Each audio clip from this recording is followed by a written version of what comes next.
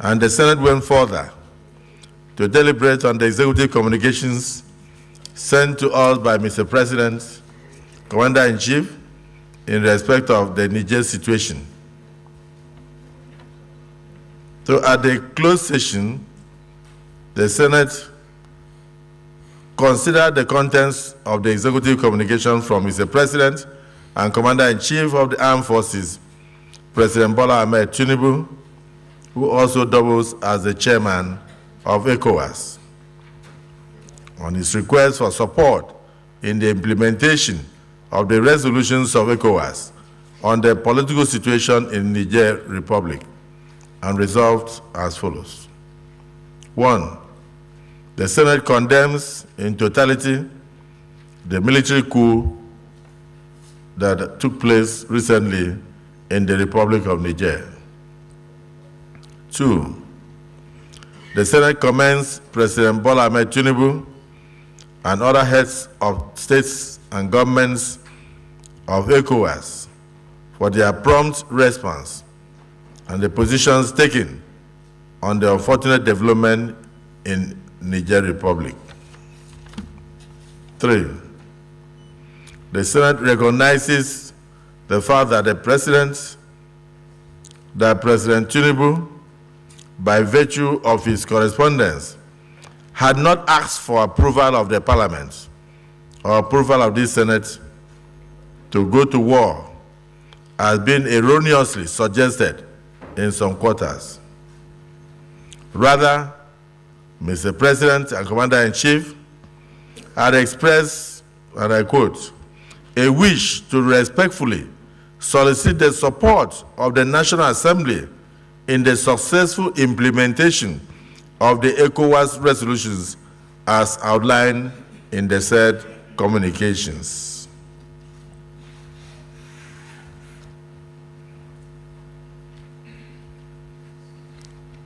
The leadership of the Senate is mandated to further, on behalf of the entire Senate, on how best to resolve the issues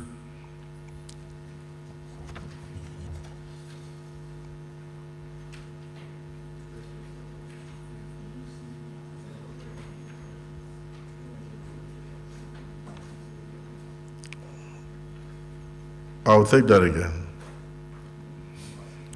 The Senate calls on the President of the Federal Republic of Nigeria, as chairman of ECOWAS, to further encourage other leaders of ECOWAS to strengthen their political and diplomatic options and other means with a view to resolving the political impasse in the Niger Republic. The Senate pledges the total support of the Senate and, by extension, the National Assembly to the ECOWAS leadership under President Bola Ahmed Tinubu in resolving the political situation in Niger and returning the country to democratic governance in the nearest future. The leadership of the Senate is mandated to further engage with the President and Commander-in-Chief on behalf of the Senate and the National Assembly on how best to resolve the issues in view of the hitherto existing cordial relationship between Nigerians and Nigerians. Finally, the Senate calls on the ECOWAS Parliament to rise to the occasion by equally condemning this coup and also positing solutions to resolve this impasse as soon as possible. Is this a true reflection of what transpired in the closed session? Yes. Those who are in support say aye. Aye. Those who are against say nay. The ayes have it. Leader of the Senate. Thank you, Mr. President. Very distinguished senators of the Federal Republic of Nigeria. The second order of the day is a motion requesting the Senate to consider the request of Mr. President and CNC for the confirmation of the nominations of the following persons for appointment as ministers of the government of the Federation in accordance with Section 147(2) of the 1999 Constitution. 1. Lola Adejon, Lagos State. 2. Bosun Tijani, Ogun State. 3. Dr. Isiaq Salako, Ogun State. 4. Professor Tahir Maman, Adamawa State. 5. Uba Meigari Amodu, Taraba State. 6. Dr. Maria Mahmoud Bonkure, Kano State. And 7. Festus Keyamo, Senior Advocate of Nigeria, Delta State. Mr. President, distinguished colleagues, please recall that so far the Senate has conducted the screening of 41 nominees for ministerial appointments. The Senate will now resume the screening of the remaining nominees. Thank you, Mr. President. And Mr. President, distinguished senators, in order to carry out the exercise in conformity with our Standing Order 12 regarding floor privileges, I will at this time move a motion that the Senate do admit the special advisor to the President on National Assembly matters, the nominees, non-serving senators, and other government officials accompanying them into the Senate chamber. I so move, Mr. President. Minority Leader. Thank you, Mr. President. Mr. President, I rise to second the motion moved by the Leader of the Senate that the Senate do admit strangers into the Senate chambers so that we continue the screening of the nominees of Mr. President for the position of ministers. I so second, Mr. President. The motion has been moved and seconded. Those who are in support of the motion say aye. Those who are against say nay. The ayes have it. Strangers may now approach the Senate chambers.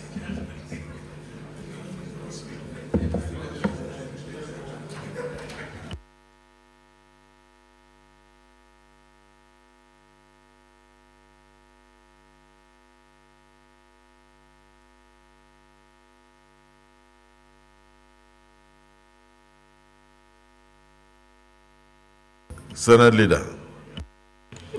Mr. President, very distinguished colleagues, I will move that the Senate do resolve into the Committee of the Whole to conduct the confirmation hearing. I so move, Mr. President. Minority Leader. Thank you, Mr. President. I rise to second the motion moved by the Leader of the Senate. I so second. Distinguished colleagues, a motion has been moved and seconded that this Senate do resolve into Committee of the Whole to continue the confirmation hearings. Those who are in support of this motion say aye. Those who are against say nay. The ayes of it. The Senate will now go into Committee of the Whole to continue with the ministerial confirmation hearings.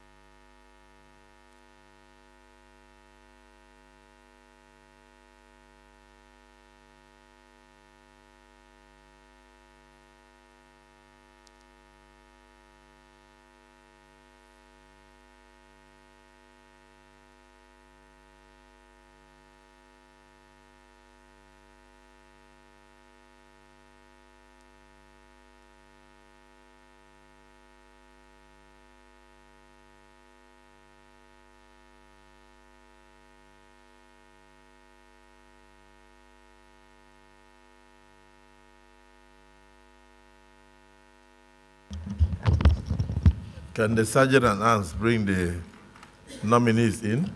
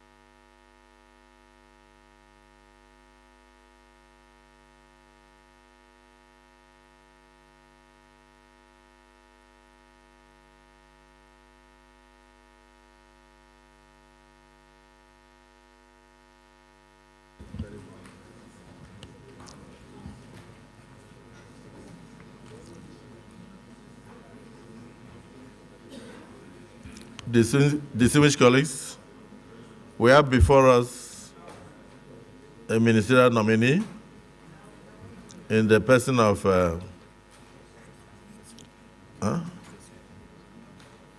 Madam Lola Adejon. Madam, you may now proceed to give us a summarized version of your resume, bearing in mind that we already have everything here. But if there's any other thing you want the Senate to know, you can go ahead and just use a few minutes to elaborate on them. The floor is yours.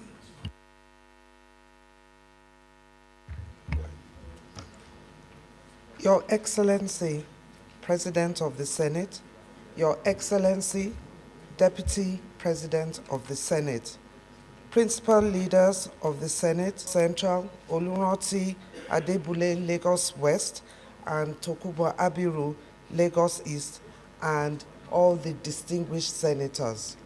It is an absolute pleasure that I am standing before you in this hallowed chamber. I never imagined in my lifetime that I would be here standing before you. And it is my prayer that this will not be my first, or it will be my first, but it will not be my last time. Thank you. Of two independent daughters, I am very passionate. I'm a very passionate person, and I'm hardworking. And I believe I represent all the hardworking people, all the hardworking women, especially women in this country and Lagos. And I have been in the IT industry for over 35 years. I bring to you the skills that I have to carry out the vision of our president, President Ahmed Bola Tinubu, in his desire to bring about renewed hope in this country. My career spans, as you can see, the oil and gas industry, as well as the banking and financial services, both local and international.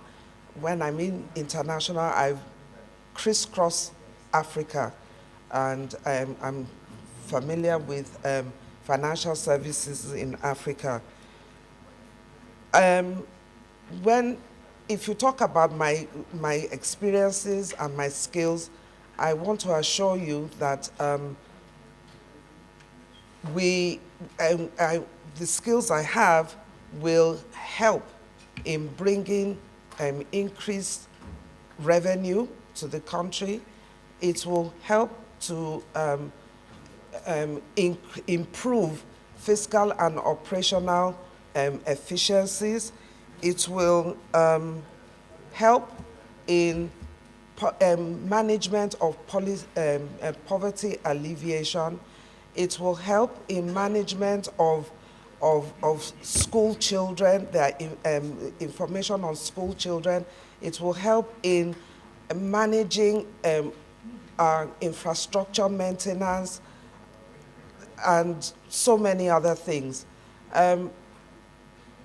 Without technology, Nigeria, without technology, we'll be living in the past. We need to move forward and we need to live in the future, or the present and the future.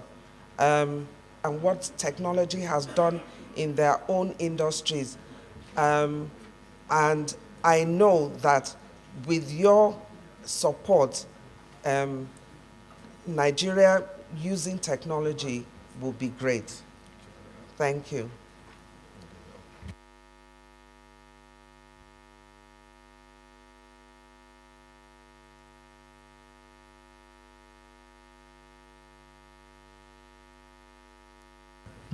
You are true? Yes, dismissed Senator Sani Musa.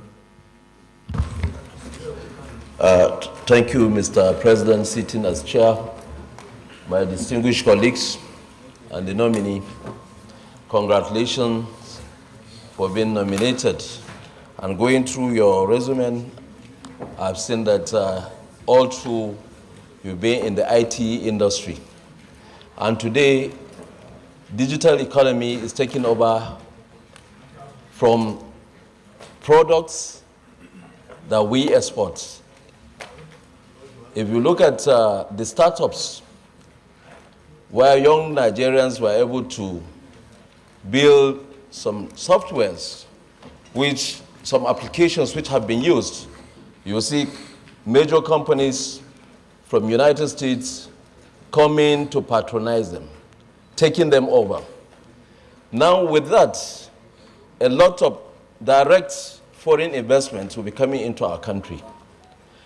If for any reason you happen to find yourself in a position where you make policies in the area of technology and also be the one to possibly do the implementation or supervise the implementation, how will you encourage building up hubs around the country, not just in a where encouragement, funding, to be able to bring out their skills? Because that's one area that we need to build on. You know very much about the NFTs and the packages that AI today is coming, which is a big challenge, especially to the innovation and retail industry. How can we take advantage of those areas too in our own digital sector to boost our economy? That's my 2 questions. Thank you.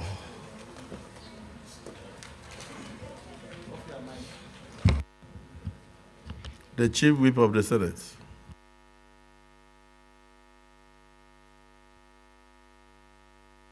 Mr. President, being a gender-sensitive nominee, and also to me,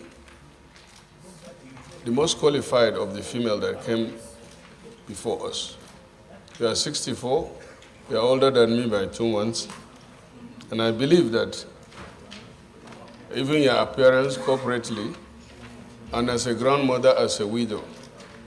And I read your CV, I'm impressed.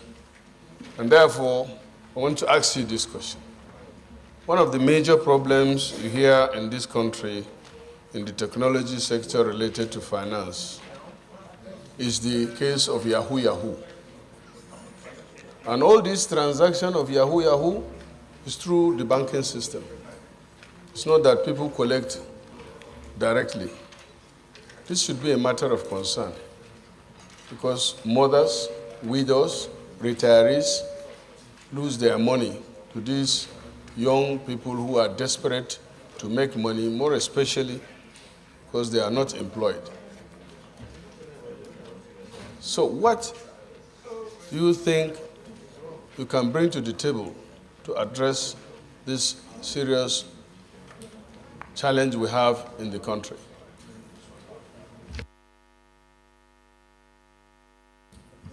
Distinguished Senator Abiru. Thank you very much, Mr. President, sitting as the chair, and my distinguished colleagues. My name is Senator Adetokunbo Abiru, and I represent Lagos East. First, I would like to congratulate Madam Nominee, but I also like to admit that the nominee is somebody that is well known to me for over 30 years, and you can tell by looking at her CV that she has crisscrossed the banking industry, and I'm a product of that industry as well. But her expertise in the banking industry is more in the area of technology, and I can confirm that she had played prominent roles in business transformation and strategy for most of the banks that we have in Nigeria, particularly in the early 90s when we had when we were in the era of the new age banks. I believe very strongly, given the accomplishment that she's made in the industry, I believe very strongly that she's going to bring her expertise to bear in the current administration of our president, President Bola Ahmed Tinubu, particularly in the area of the reforms that are ongoing. And I make bold to say that she will be very useful in the area of business process engineering that is required in most of our ministries today, and the operational efficiency that we need to bring about in terms of improving our revenues and reducing the cost of operational cost of the country. I therefore, on behalf of the Lagos caucus, will appeal to my colleagues to support our nomination. I so submit, Mr. President, and my distinguished colleagues. Thank you very much. The minority leader. Thank you, Mr. President. Distinguished colleagues, our dear nominee, my name is Simon Mwatkon. I'm from Plateau State, and I represent Plateau North. Mr. President, sir, our dear nominee, my question is, from your resume, I noticed that you have done well in the banking and financial industry. And my question is on this issue of shares, banking shares and other company shares.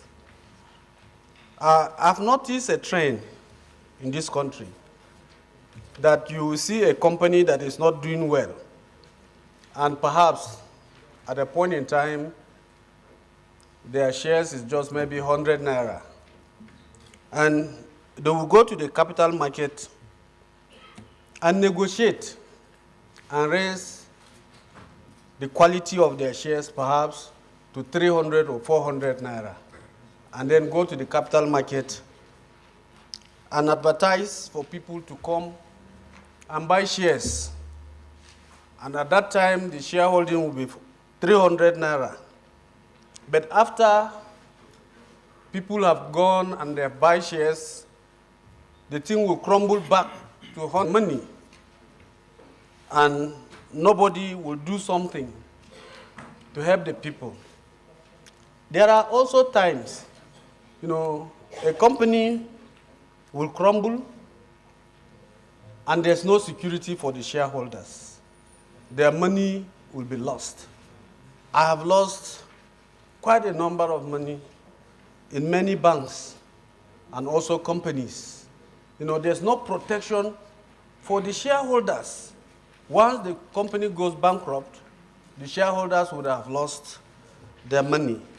With your knowledge of the banking and the financial industry, what do you think, assuming you are confirmed or screened and confirmed as a minister, what will you do to help poor Nigerians that would have invested their monies in banks or in some companies by buying shares.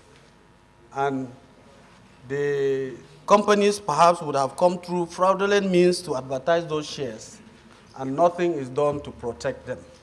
Thank you.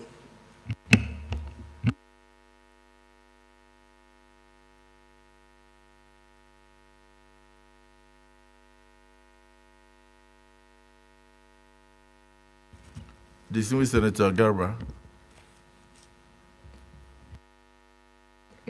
Thank you very much, the Senate President sitting in as chair.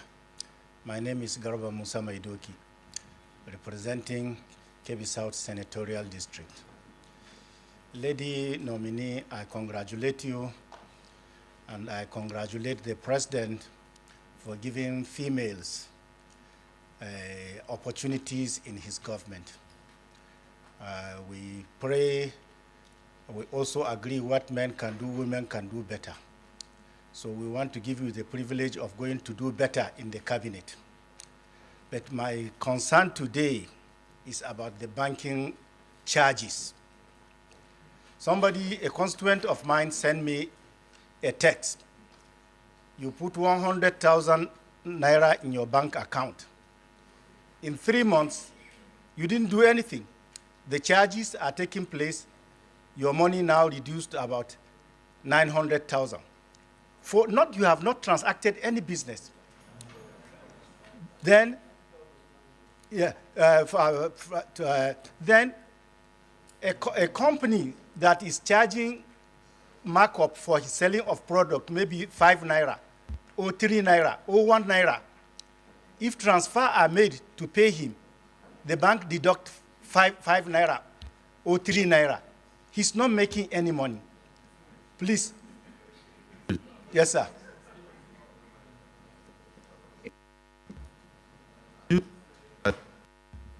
If you put 100,000 in your bank, 3 months later, you come back and say 900,000. Shouldn't you praise the bank?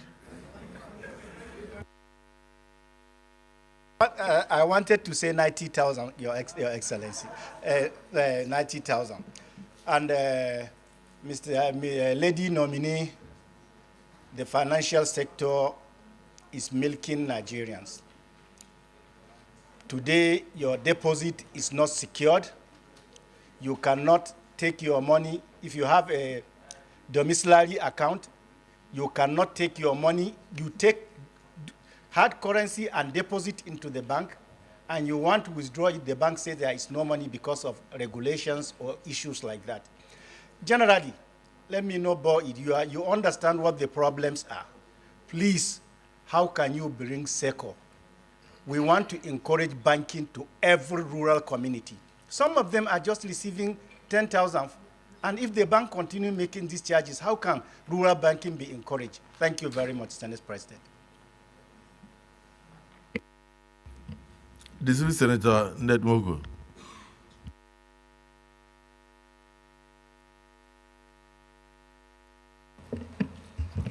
Thank you, Mr. President.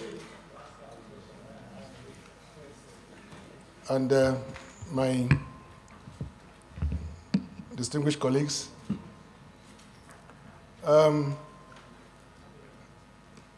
my question is a very simple one. As an expert in the banking sector, I've always been concerned about interest rates in Nigeria.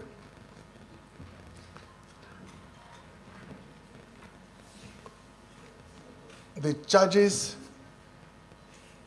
even the banking deposits interest rates, I understand to be about 5 to 6%. But the lending rate is about maybe 20 to 23%. I've always wondered why the government is not able to peg interest rates at a level that is possible for consumers in Nigeria to borrow money. After all, when you go to other nations, you will see that most of their lending rates is between 1 to 5%. And so everybody can prosper, everybody can borrow to buy whatever they want to buy, whether it's for mortgages or for vehicles or whatever. But the consumers in Nigeria are left to the whims and caprices of the banks.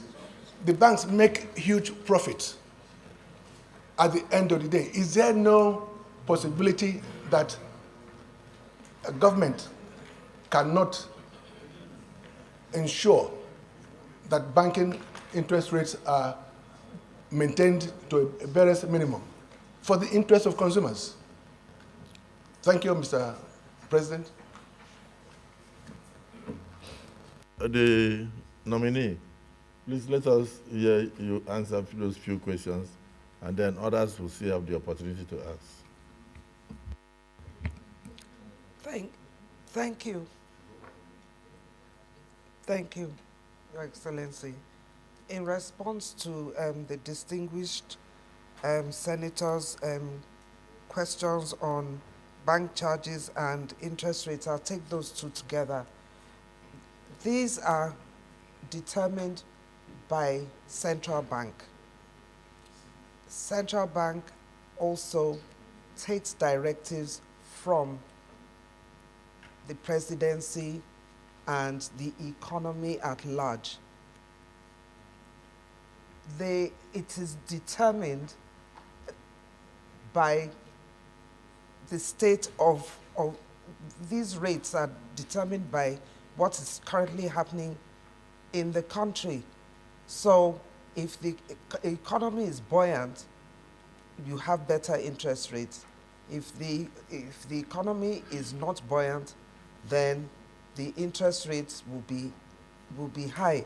So yes, the government will continue to work with central bank and the finance ministry to ensure that these rates are acceptable or they can be accommodated by the general public.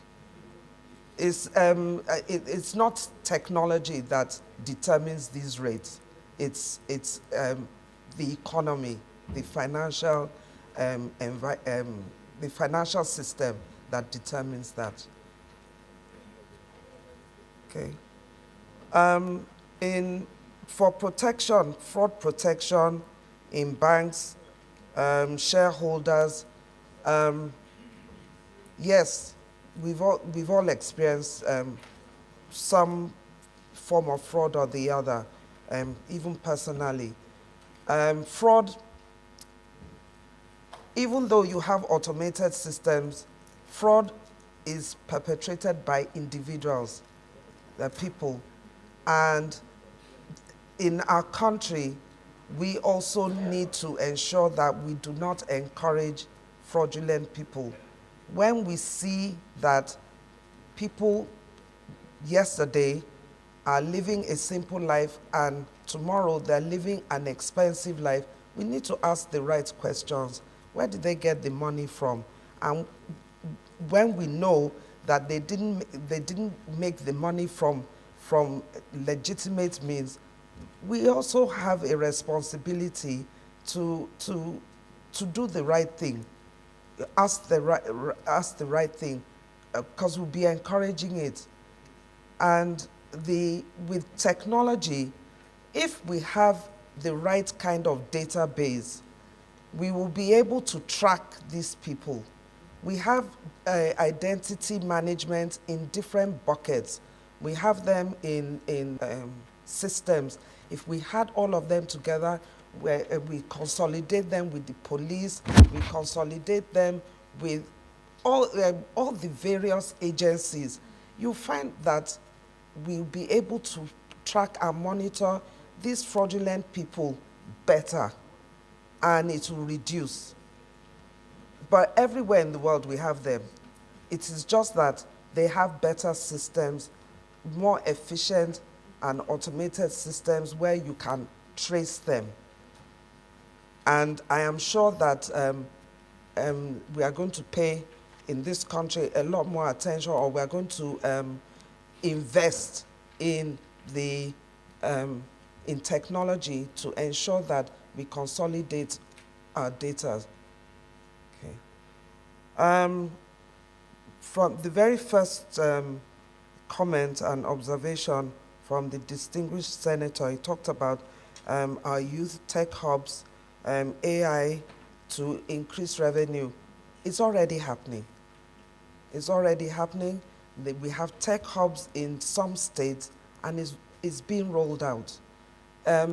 In fact, the truth is that we can't even run fast enough. Our youth are embracing technology a lot faster than we of our own generation. And Mr. President has said that the youth own this country. And so it's going to happen. And in fact, one of the nominees that is going to come and who's come to stand before you will also talk more about his own involvement in this industry.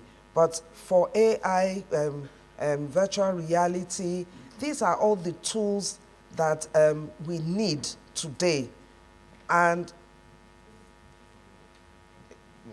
I didn't want to be sarcastic, but the truth is that if we had AI now, you probably wouldn't have to sit here all day, because you'll be using them from wherever you are.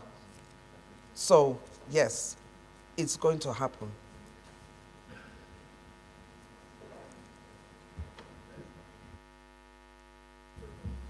Distinguished Senator Abiru, and you want to say something? Okay, because I don't want to marginalize the Southwest. Distinguished Senator Wasu.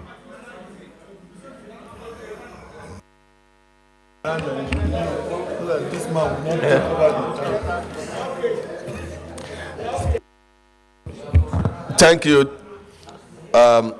the Senate President, Senator Godswill Akpabio, distinguished colleagues. I rise today to first and foremost admit that Lola Adejohn voted for me. She is from my constituency, and she is a proper and a fit person to occupy the ministerial position in the Federal Republic of Nigeria. I still remain Wasiu Sonny Eshinlokun. I want to say that our nomination has come as a beacon of hope for our women and also other genders alike. His unwavering commitment has been noted, and we love all of this.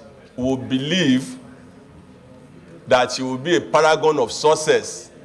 She will break barriers and one of those who add value. As you all know, the digital economy, the blue economy are what we will enjoy in the next few decades. It is my belief that with Madam Lola Adejohn, the deployment of IT will be for positive use, and it will enhance our economy. I do not want to throw her under the bus and say, please continue to ask questions. Please allow my people go. Thank you very much. My distinguished brother, Cyril.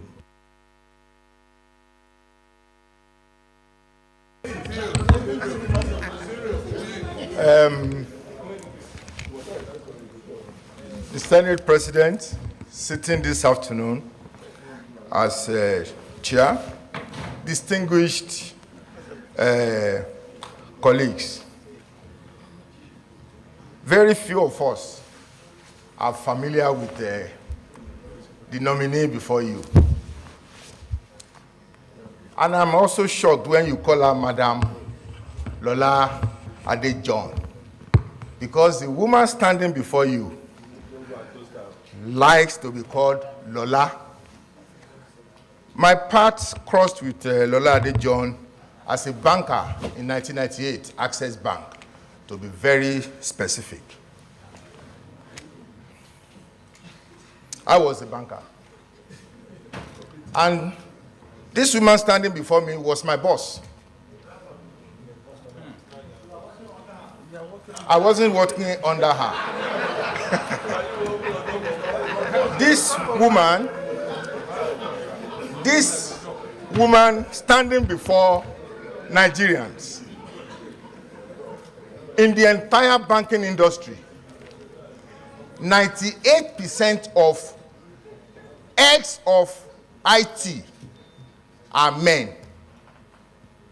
She's one of the few in Nigeria that heads IT department in banks.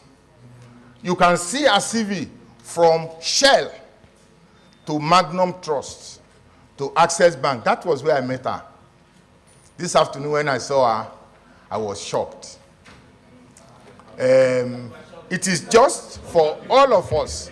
Let me tell you, it is, yes, positive shock.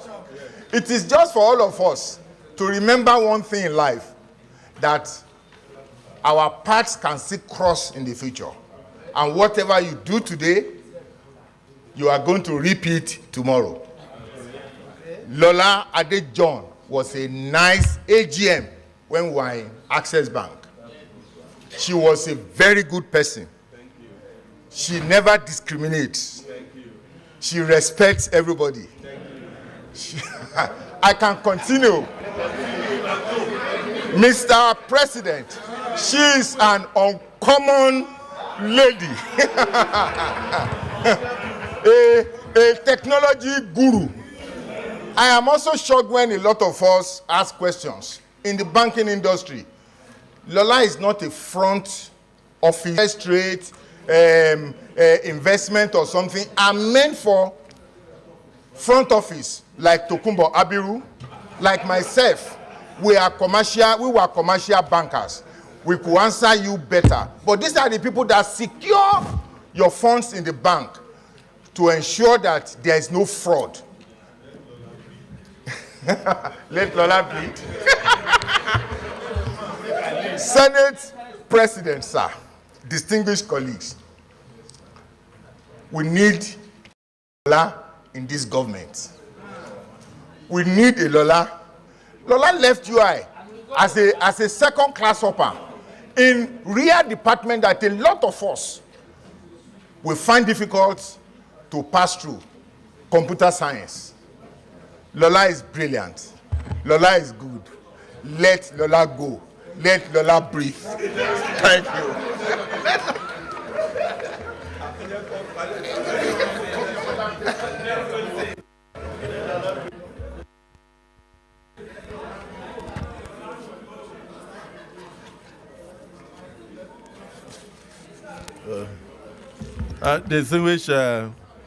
Distinguished colleagues and distinguished nominee, your subordinate, your staff, has just said, let Lola go.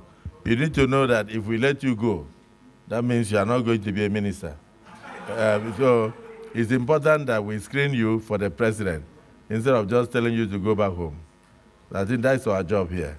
So distinguished Senator Idiot, as a gender-friendly Senate, we should give you an opportunity to ask a question. Well, the Senate President, distinguished colleagues, I am Idiat Oluroti Adebule. I represent the good people of Lagos West. And I'm happy to see Mrs. Lola standing before us. Well done, my sister. Congratulations on your nomination as the Minister of the Federal Republic of Nigeria. Well, as a technology solution expert of many years of experience, decades of experience, I want to advise that by the grace of God, if you're confirmed, I will advise that please pay special attention to our civil service. We need technology to drive the civil service for effectiveness. And that will be something that I will be so glad to see you doing by the grace of God. We can all be seated here, assuming that all is well out there. A lot still needs to be corrected. And that is why Asiwaju Bola Ahmed Tinubu has nominated you as one of the ministers of the Federal Republic. Therefore, a lot rests on your shoulder, and the good Lord will guide you. Thank you.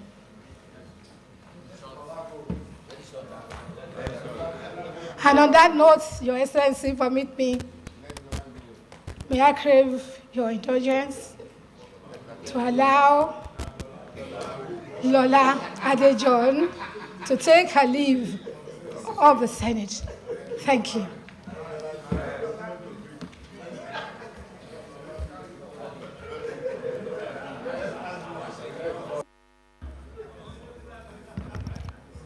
Distinguished colleagues, the last three speakers did not really ask any question. So I don't think there's any question before Lola. Is it the view of the Senate that Lola be allowed to take a bow and take leave of the Senate? Yes. Those who are in support say aye. Aye. Those who are against say nay. The ayes have it. The nominee may now take leave of the Senate.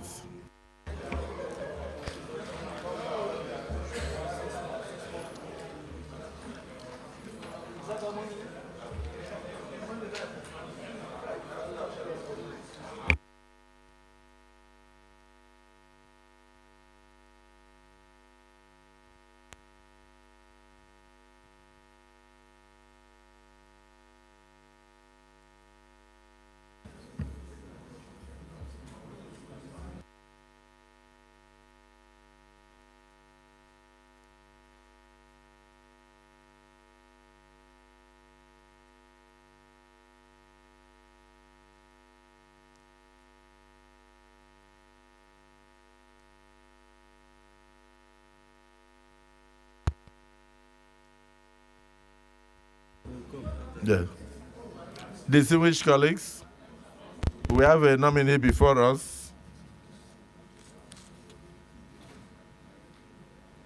In the person of Dr. Bosun Tijani, right? Can you just give us a brief resume of yourself and thereafter answer questions from distinguished senators?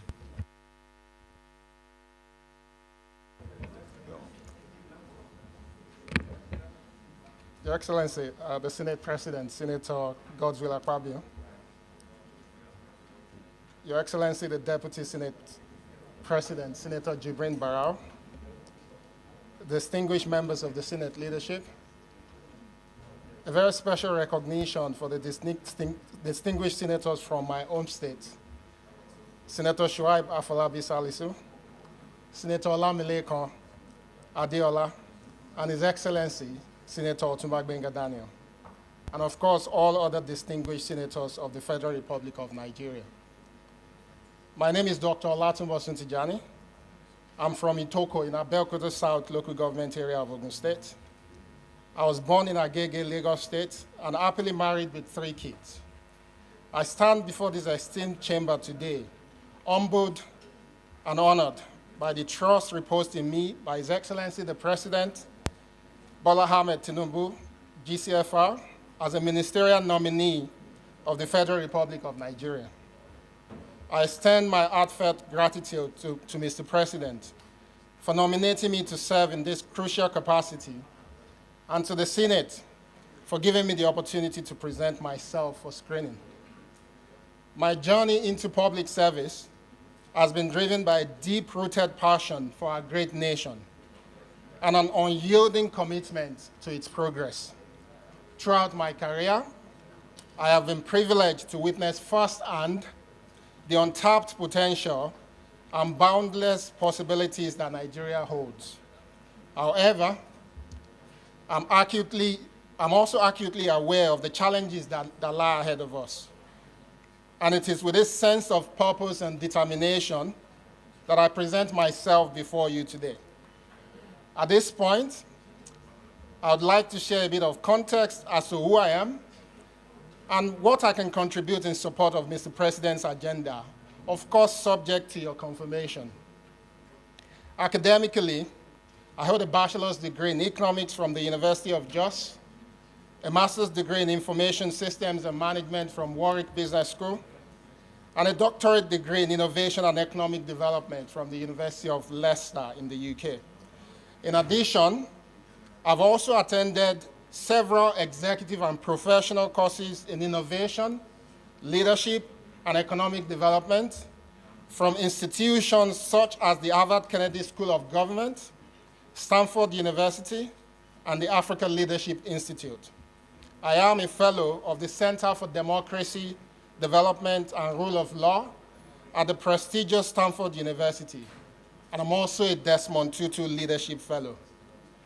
At the minute, I'm an adjunct researcher focused on digital epidemiology at the Nigerian Institute of Medical Research, and also an adjunct researcher with the Wits School of Governance in South Africa. With focus on driving the application of knowledge for enterprise and economic prosperity, my career path has taken me through roles with the International Trade Center in Switzerland, with Hewlett-Packard also in Switzerland, and Pera Innovation Network in the UK. I returned to Nigeria to co-found Co-Creation Hub in 2010 as Nigeria's first technology innovation hub, which has now grown from Yaba to become the largest technology hub in Africa, with physical presence in Kenya, Rwanda, and Namibia. We also deliver projects and activities that reaches over 17 countries in Africa. I've also been privileged to offer my service in support of critical industry advisory groups in Nigeria and abroad, including as a member of the Presidential Advisory Group on Technology and Creativity, also as a member of the UK Advisory Committee on Digital Access Africa, as an advisor and committee member to the National Economic Summit Group on Science and Technology, as a current member of the Project Steering Committee of Lagos State Government Technology Cluster for Yaba, and more recently as a member of the Expert Advisory Group to the European Commission on mainstreaming technology and innovation in the relationship between Africa and Europe. I believe and care deeply about the potential of Nigeria as a prosperous country that is driven by innovation. This has been a strong motivating factor in all I do, and I've spent the last 15 years contributing to deepening the technology innovation ecosystem in Nigeria and Africa through extensive collaboration with some of the world's largest technology companies and development agencies. I'm particularly passionate about enabling and supporting homegrown solutions to some of the most critical challenges in sectors like education, public health, agriculture, trade, and governance. An expression of this can be seen in my support to the work of young entrepreneurs like Temigiwa Tumbosun of LifeBank, Ifedara Johnson of Health Tracker, Preston Ide of Stairs, Inyolu Aboyeji of Andela and Flutterwave, Jumoke Dada of Taylor, Hio Isudeme of OnePort, and also Tega Iotim of Figure, among so many others. It is my conviction that we must prioritize the role of technology and innovation in raising the productivity level, financial services, manufacturing, agriculture, transportation, security to our GDP. Many of the prosperous nations that we admire have been built on a strong foundation for innovation. We are a blessed nation with significant young population, which is a critical resource for harnessing the opportunities offered by technology and innovation in support of Mr. President's stated goal of building a prosperous Nigeria for all. My commitment to His Excellency, Mr. President, to you distinguished senators, and indeed all Nigerians, is to give my best with the same passion and conviction that I've demonstrated all my life to achieve the President's economic and prosperity agenda. I look forward to working with all stakeholders across government and the organized private sector to provide intentional support that empowers the best of our young population so they can continue to contribute to the achievement of the prosperous, inclusive, peaceful society that we all desire. Thank you, distinguished senators, for your time today as I look forward to working with you all to achieve our collective goals for our great nation, Nigeria. God bless His Excellency the President, and long live the Federal Republic of Nigeria. Thank you. Distinguished Senator Abdul Fattah Buhari.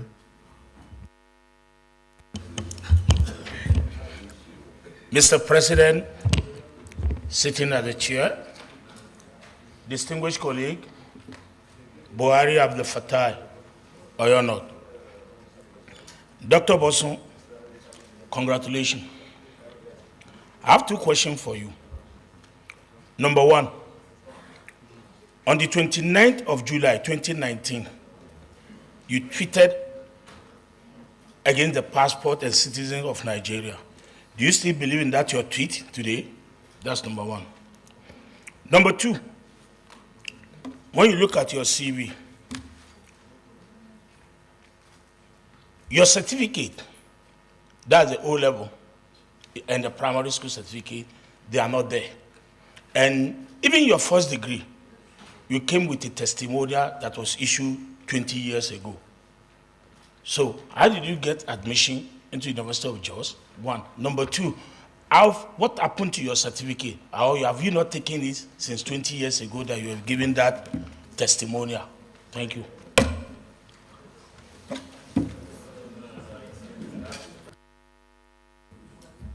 Please take that first question again. Take the first question. Yes, take it because many senators did not hear you. Thank you, Mr. President. On the 21st of July, 2019, Dr. Bosun tweeted against a tweet against Nigeria that it does not appreciate the Nigerian passport and Nigeria as a nation. My question now is that, yes, the Nigerian passport and Nigeria as a nation. Let me quote it exactly from the way you put it. Nigeria is a bloody expensive tag to have against your name. Leave patriotism for a minute. That tag is bloody waste of time and energy, but a country. End of quote. So the question now is that this tweet, does he still have belief in it, or he has changed his mind about the country now? That's the question. Because when he was reading his resume, he was giving patriotism of how he served, blah, blah, blah, blah. If he has changed now, I just wanted to know, and I want Nigerians to know, because, Mr. President, in the last 2-3 days, his case has been on and off in Nigeria. That it has been trending, in Nigeria. So the issue now is that, do you still believe in what you said in 2019, or you have changed your mind about the country? That's just all. Well, I think the corollary to that question will be that he will answer which nationality is standing here now. Because if he's saying that it's a bloody waste of time to have a Nigerian passport or to be a Nigerian, so coming here, it's possible that he may not even be here as a Nigerian. So when he's going to answer, that question, he will also tell us whether he's here as a Nigerian or whether he has taken another country's citizenship. Distinguished Senator Issa Jibrin. Your Excellency, Mr. President, very distinguished colleagues, I am Issa Jibrin, representing the very good people of Kogi East. Well, I'm taken aback by Buhari's comments, but I will still go ahead with what I intend to say, because he needs to really clear himself of all these allegations first. But having said that, and assuming he clears himself, he is an IT person. Your Excellency, there are so many inefficiencies within the government sector, especially in the areas of revenue collections.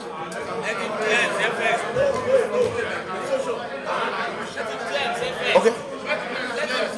should clear it first. It's okay. Ask that question from the Okay. Nigerian. Ask the question from the Nigerian.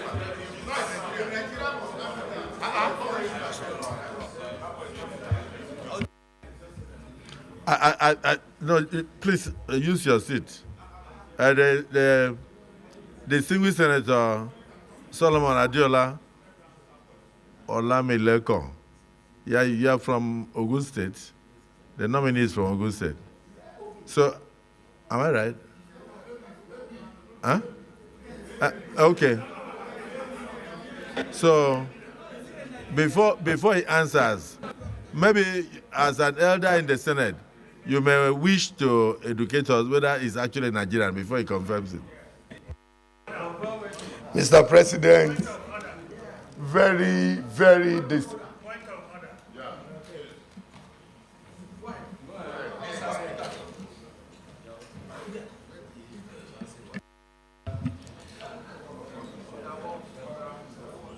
Mr. President, sitting as chair, my name is Mohamed Ogoshionao.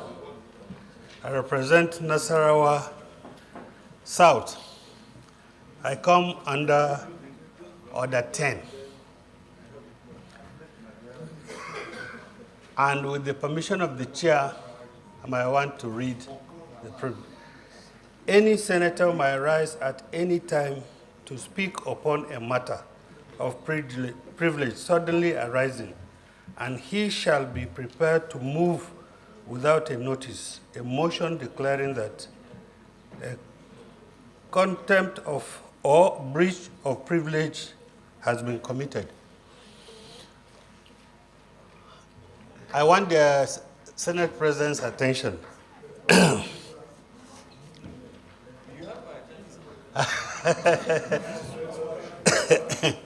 Sir,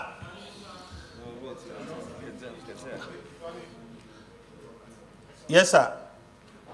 The question the chair put before the nominee as to the nationality that he belongs, that he's standing here, must be answered first before we go on, because answering any other thing apart from that one will be a breach of my privilege and the privilege of this chamber.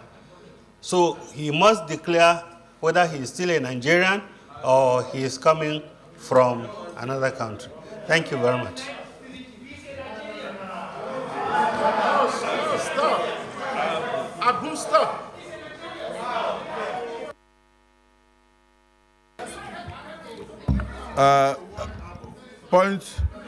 Point of order is sustained. Nominee, please go ahead and answer the question whether you are still a Nigerian and whether the tweet came from you. Then from there we proceed. First, I want to put on record that we are very appreciative. We are very appreciative of Mr. President for discovering talents like you and bringing you to the fore, and particularly for giving the opportunity to very young people. If it's something that you did because you were very young, and now you are getting a bit older, you let us know. And if you are still a Nigerian, let us know. But we believe you have impeccable credentials, and we are very impressed that young people are being given opportunity to join this government. So don't get us wrong. We just want to know whether you are from Sierra Leone or some other place, since Nigeria is not good. Please go on. Thank you, Your Excellency, the Senate President. Thank you also for bringing up this issue, distinguished Senator Buhari. I'm going to ask that you please listen to everything I say as if I'm your son, because I will speak from my heart, and everything I'll say today can be proven. I've spent the last 15 years of my life going all across the world, looking for people to support young people who believe they can use technology to help lift this country forward. I've done this in so many ways, very loud and subtle. One of the most subtle things I've done is that since founding my company, we've opened now in 4 countries. And every time you get to the lobby of our office in this country, you will see an artwork there. And embedded in that artwork is the flag of Nigeria. Embedded in that artwork. If you go to the Kigali in Rwanda today, you will find that. If you go to Nairobi, you will find it. If you go to Namibia, you will find it. Everywhere we go. In 2019, as a sequel to something I did with Google, the business I do, which is to support young people to build businesses, require that they raise money. And the ability to raise money relies on the ability to attract investors from abroad. And I did everything possible to build a company that is fully domiciled in Nigeria. In the technology space, people had to domicile their businesses in Nigeria. I domiciled that business in Nigeria. In 2019, we decided to improve Nigeria's opportunity to be able to raise more money, that we need to be doing a tour of the whole world. But we didn't want to do it just as Nigeria, but as Africa. So I opened up 15 slots. This whole trip was paid for by Google. Nothing came to my pocket. We gave about 8 slots to Nigerians. Because I have a second citizen, which is a British passport, I was in the UK, and I was trying to apply for my Chinese visa because I did not need visa to every other country. I got to the embassy, and I was told that it would take me 2 days to get my Chinese visa. I was excited. And the gentleman said, "What do you do? Where's your pay slip?" I said, "I run my business." He says, "We have to see your bank account statement." I said, "I'm happy to provide it, but my business is fully domiciled in Nigeria." The moment I mentioned Nigeria, the gentleman said they have to do a special check on me, and it was going to take minimum 2 weeks. In anger, I tweeted what you read, which was paraphrased wrongly. One, I've also been given a taste of what young people have been doing to all of you as well, which is the tweet you read is just the first part of that tweet. The second part specifically mentioned that for us to lift this country up, we must find a way to correct our image, to project positive image. Because I don't want my 2 young girls to grow up because they're going to be proud Nigerians. I don't want them to grow up to experience the same thing. This is something that can be proven. What they've given to you, sir, is just a screenshot of the first one, which is convenient. I'm very passionate about Nigeria, very. As I'm standing in front of you, I've just closed a business that I've been working on for 2 years, which is going to support 36 Nigerian entrepreneurs with 65 million naira to build technology that is specifically focused on education. I do not do this because of my pocket.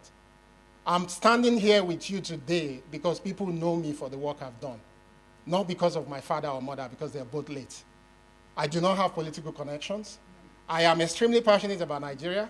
What it takes for Mark Zuckerberg to say I'm going to Africa for the first time, and before meeting anybody, it was me he came to, was a lot of due diligence on my passion and interest.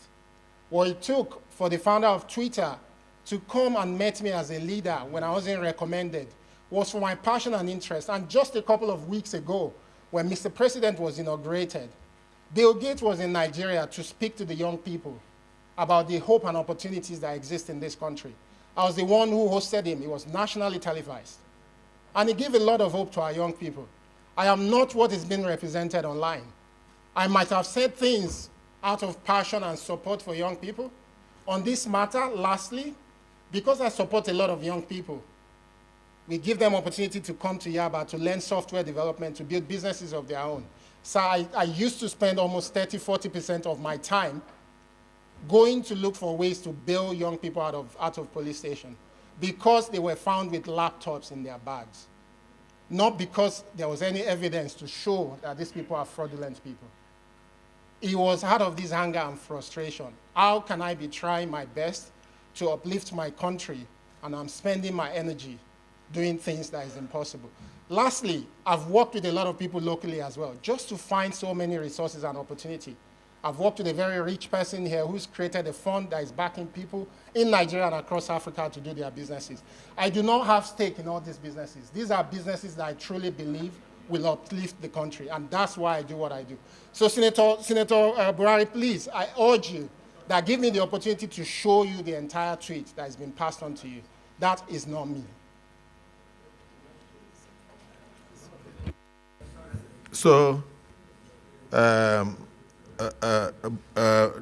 Bozun Tijani, You are saying that when you came out of the Chinese embassy, you were a bit disappointed with the way the image of Nigeria was being, ridiculed by international communities. But since then, that you have made efforts to correct the image. You brought Bill Gates to Nigeria. You brought Sugar Bar. That's the father of Facebook to Nigeria, and you are doing a lot of things to encourage Nigerians to go into the IT business and also to make money from there to sustain themselves. And you are very determined to make sure that your two children grow up to be proud of their identity as Nigerians, and that what you have suffered internationally should not be meted out to them, and that the image of this country must be corrected. And so when the president gave you this opportunity, you are very happy that this is now even a higher platform for you to come in and help to change that image and also help to empower a lot of young Nigerians. Let me recognize another young Nigerian to say something. Senator Abu. Thank you, Mr. President, sitting at chair. You will live long, Mr. President. God bless you. Mr. President, sitting at chair, a few days ago, I commended the President of Nigeria for nominating many women into his cabinet. He kept his promise. Most of these women, if you look at their average age, 39 years, average. If you put all of them together, divide their age, give it 37 to 39 years. A young man is also standing before us today. In line with Mr. President's promise to young Nigerians that he will be part of my government, and he brought a young man. Look at his dressing, Mr. President, green and white. That is Nigerian. He came with Nigerian flag because of his passion for this country. Mr. President will not lie to you. Let me speak in pidgin English. Sometimes this country, they choke. They choke us. Mr. President, a few days ago, I was coming back from Kenya on the assignment that this parliament sent me. When I landed at Addis Ababa International Airport, I saw Nigerians being hoarded by a corner, denied flight. I came out of the line, and I asked the immigration people there, why are you keeping these people without them boarding a plane? They told me I should go back to my line. I removed my diplomatic passport. I said, I'm a diplomat. I want to know why they are not boarding the flight. The moment they saw my international passport, red passport, they directed me to a seat, and I sat down there. What I'm saying, I'm on live television. Some Nigerians were in that flight, and they saw me when I left my queue. And I found out what they did. And I told them, give me back these Nigerians, let me take them to my country and hand them to immigration in my country. Most of them, Mr. President, they were treated in such a manner because they are using green passport. Sometimes, when young people tweet what they tweet and they express their frustration on social media, I want you to know that we are doing this out of the love that we have for this country. Not that we hate this country. We have nowhere to go. This is our country. This is an orphan, without a father, without a mother, without a godfather, recognized by the president for his work and presented to serve. Most of these young people who are leaving the country, Mr. President is telling them, come back. Don't be insulted us from America. Don't be insulted us from England. Come back to Nigeria, let's build this country together. And that's why Mr. President nominated him to come back home and offer this country. We commend Mr. President for the love that he has for youth, for women, and his vision for a new Nigeria. Colleagues, please, I beg you as a young person, when you see us sometimes you express passion, support us as your sons, as your daughters. Don't use our age against us. Use our age to see that we help this country. I beg colleagues, this boy is very intelligent, Take a bow and go, please. Honestly, Senator Abu, you know, you will agree with me that this Senate has been very kind to you. In spite of all the noise you make in the Senate, we tolerate you because we recognize the youthfulness in you. I'm very proud of your speech today. The two Senator Solomon Adiola or Lami Lekon, this is your citizen. Say something and let him come forward and take leave of the Senate. Thank you, Mr. President. Very distinguished colleague. Let me start by thanking Mr. President for identifying yet another talented Nigerian. Mr. President, let me commend the nominee for one thing. For the fact that he admitted that yes, that tweet emanated from him, and the intention surrounding that tweet was not in any way to disparage or destroy Nigeria as a country, but out of sheer frustration that he encountered in the Chinese embassy.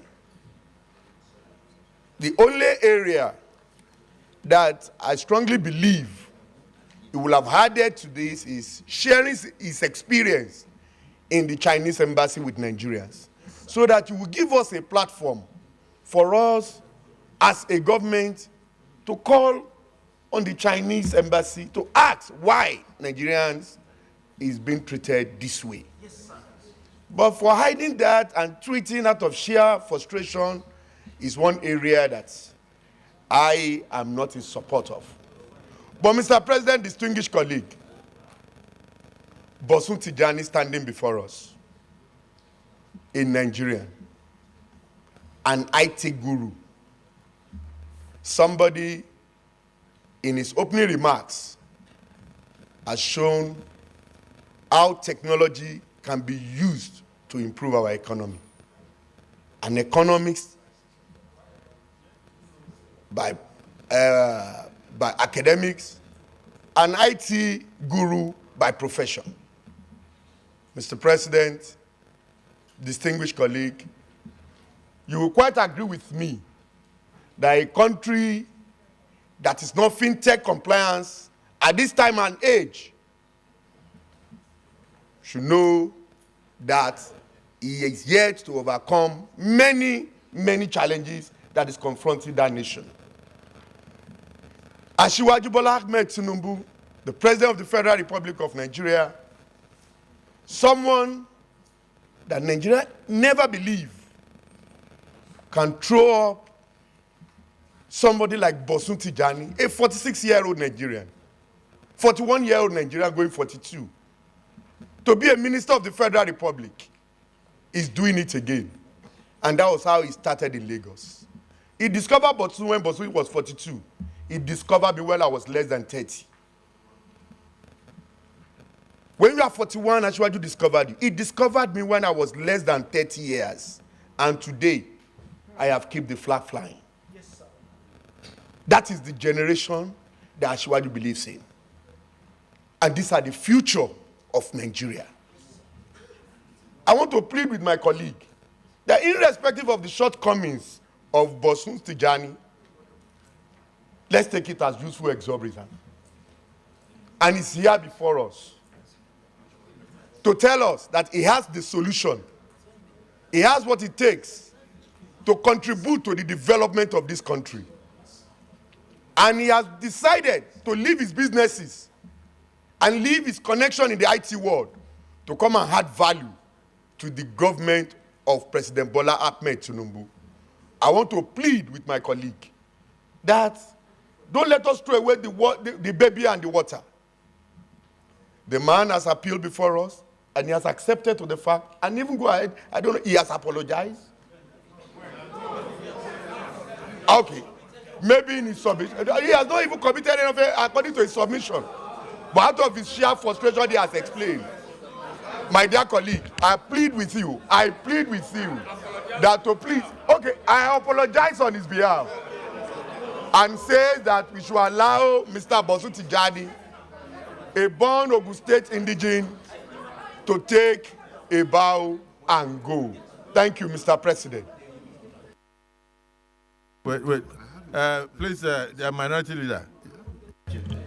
Thank you, Mr. President. Order! Thank you, distinguished colleagues. Mr. President, I want to join all other senators that have spoken to congratulate our dear President, President Bola Ahmed Tinubu, for selecting young Nigerians to also be part of his cabinet, especially the women and the youths. With regards to our brother, Dr. Boston, congratulations. But Mr. President, I wish to advise this young man that there are times, no matter the level of our frustration, we must be cautious with what we write on the social media. I'm saying this because I have another tweet from him, which was written by him by 10:05 p.m. in April 21st, 2021. With the kind permission of Mr. President, I would like to read this tweet. He said, "Who conducted a security check on him when he was appointed? What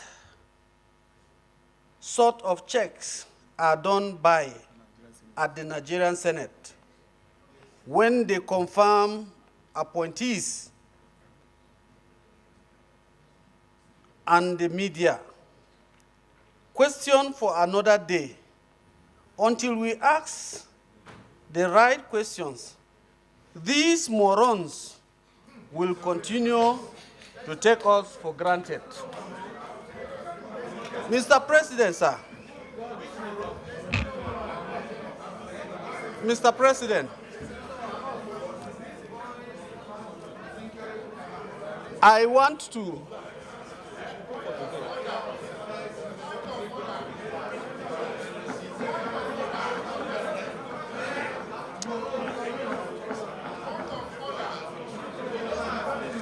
Mr. President, like I said earlier, order! This is a young man who is well read. I want to ask, having come from my alma mater, I'm also from the University of Jos, and I've taught there in University of Jos for 15 years. I find it very difficult to believe that a graduate of University of Jos will write this on the personality of the Nigerian Senate. I want to ask, sir, are you the author of this tweet or not? Thank you. Well, the Senate leader. Mr. President, very distinguished colleagues,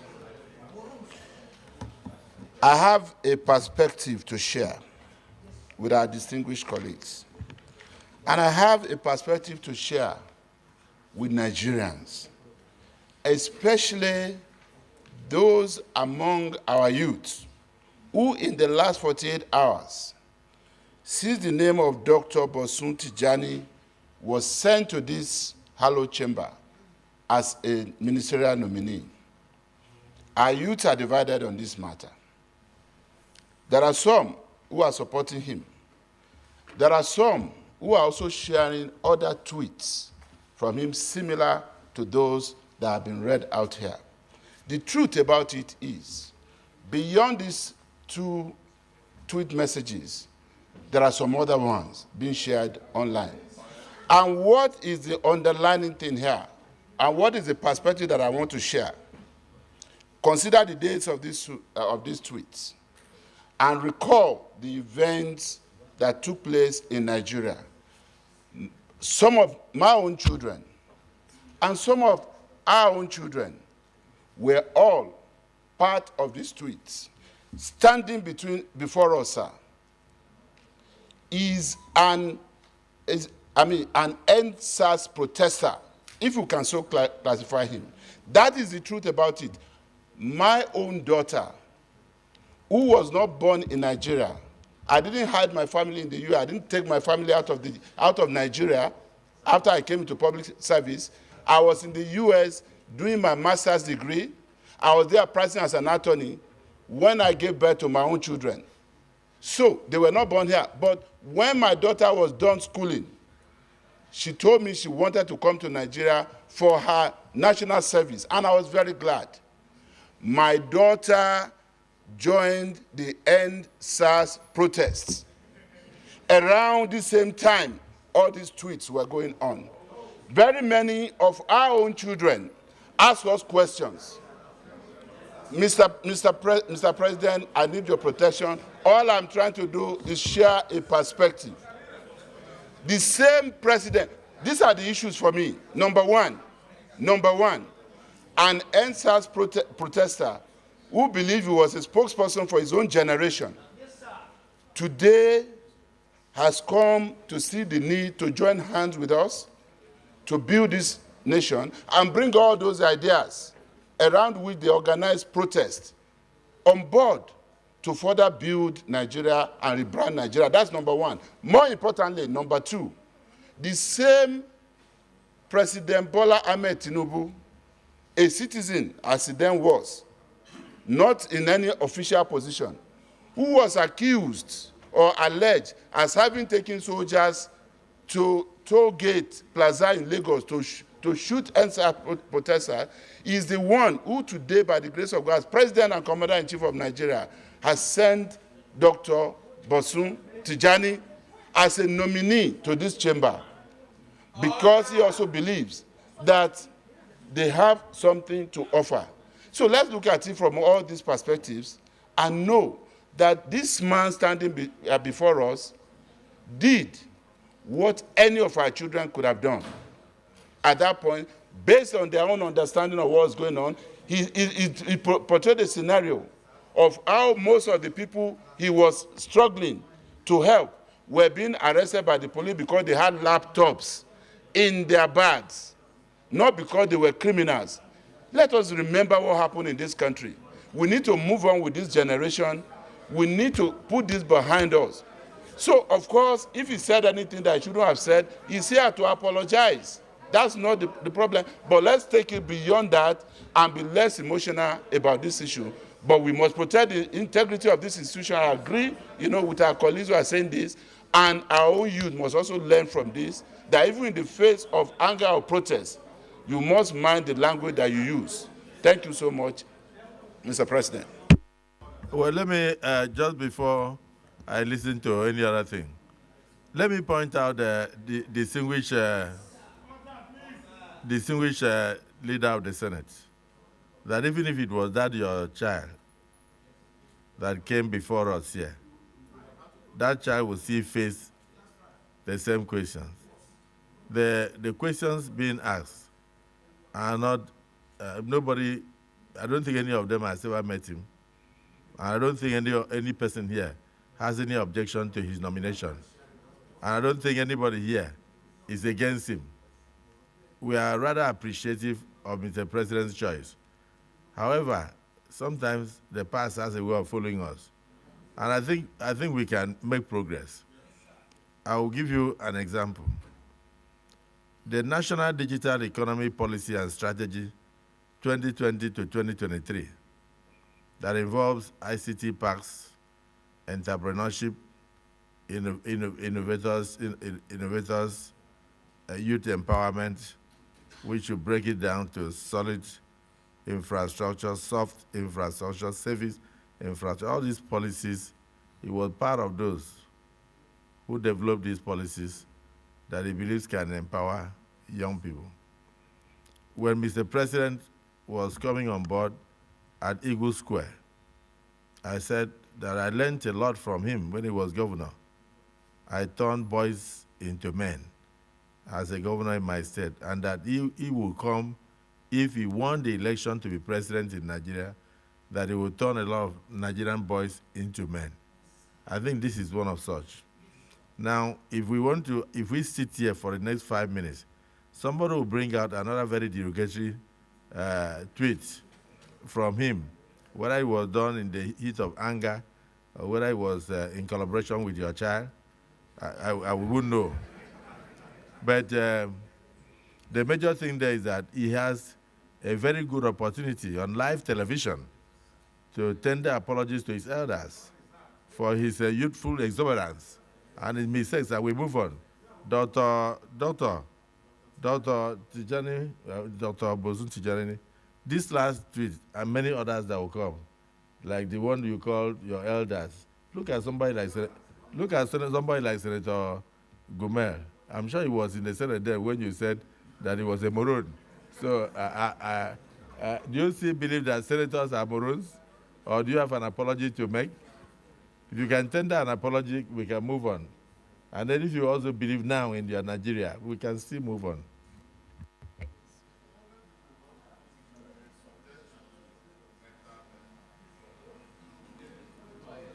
Your Excellency, Senate President, and also distinguished senators. Distinguished senators. I was raised properly as a Yoruba boy, both in Agege and Abeokuta, so I do understand that we're not meant to disrespect our elders, and that's not the training that we're given. My father probably won't be proud of me for all these allegations, but one thing he'll be proud of as well is that the passion that led me to those mistakes has also given me the opportunity to contribute to the development of this country. So I want to profusely apologize to everyone in this hall, including anyone anywhere in Nigeria that may have been offended about everything I said. I ask that you please, in the process of accepting my apology, that you look at the undertone of everything I've said. I didn't say it to spite. I said it out of frustration and love. So please accept my sincere apologies, please.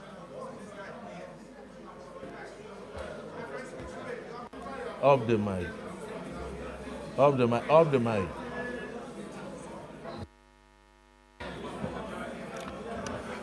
Distinguished senators, distinguished colleagues, we have before us a young Nigerian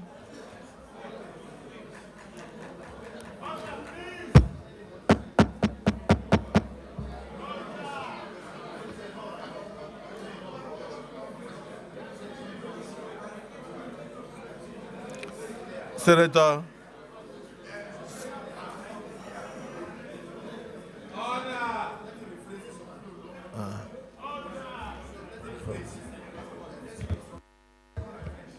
Distinguished senators, yes.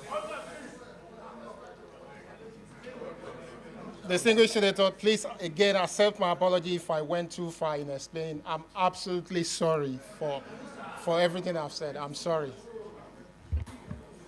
Distinguished senators, we are all fathers, except for Senator Jimmy Kuta, who is not yet married. We are all fathers, and our children do err. We cannot throw the baby with the bad water away. We recognize his intellect. We recognize his contribution.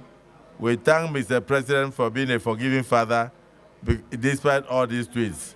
And I think on behalf of the Senate, I want to accept your apology and keep up the good work of creating opportunities for young people to grow, so that they will not have the kind of anger that led you to make all those tweets. Your apologies are accepted. Congratulations on your nomination. You may now step forward, take a bow, and leave.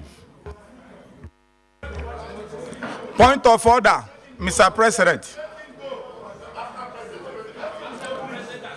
No, not on this matter. Not on this matter. Not on this matter. Point of order. Yeah?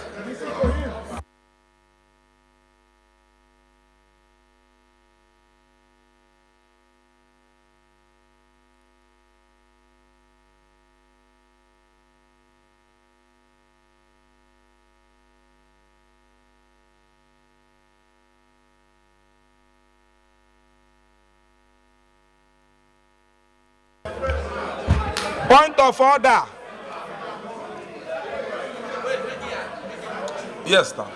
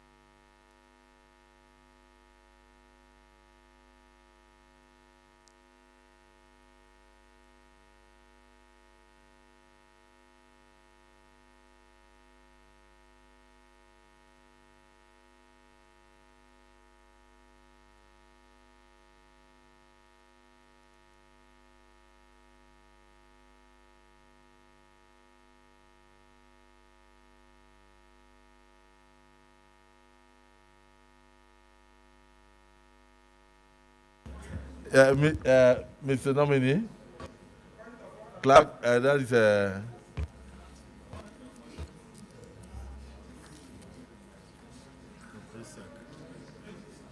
Salako Adekunle Adeboye, right?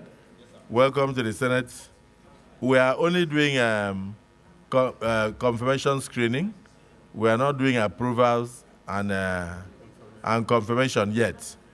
So ours is just to ask questions, note, look at your CVs, evaluate everything about you, your personnel, your life details, and every other thing. And thereafter, the Senate will still go into further sitting on confirmation and approvals. So this is just screening. So please, let's not exhaust all our bullets. If you have anything against any nominee, when we are going into the confirmation and the approvals, before we forward to Mr. President and Commander-in-Chief, you still have a right to bring it up.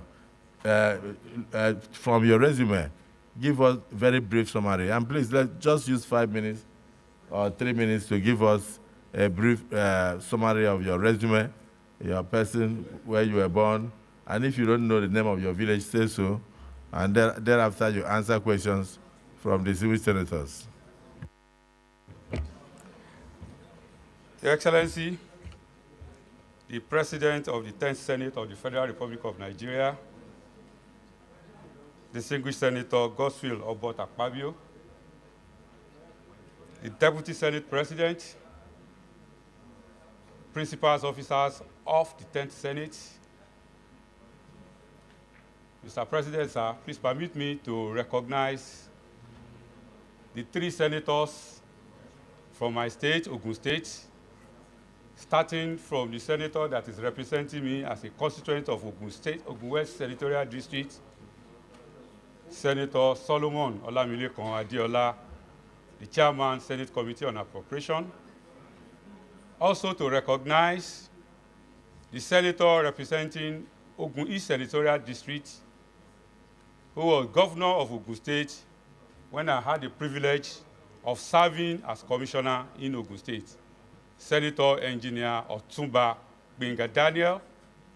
Also to recognize the senator representing Ogun Central Senatorial District, my big Egbon, Senator Shuaib Afolabi Salis. Distinguished senators,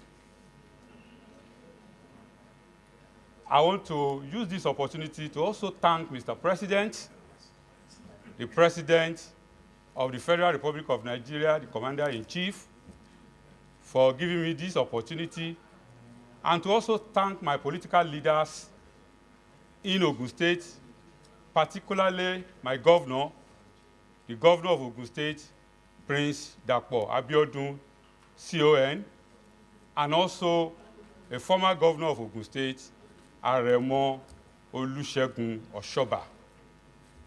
My presence here today, Mr. Senate President, is like breaking a jinx. By nominating me, the President of Nigeria, and my governor have broken a jinx, because since the inception of this democracy, this is the first time somebody from my senatorial district will have the opportunity of being nominated to be a minister of the Federal Republic of Nigeria. And in the history of Nigeria, under democratic rule, this is the second time ever. So what Mr. President and my governor has demonstrated is to show that when they talk about inclusivity, it is not only about political leaning.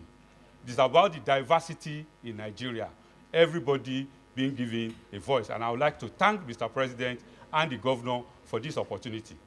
I also want to thank the Senate, sir, because I know that most Senates in the world, most parliaments in the world, are on recess.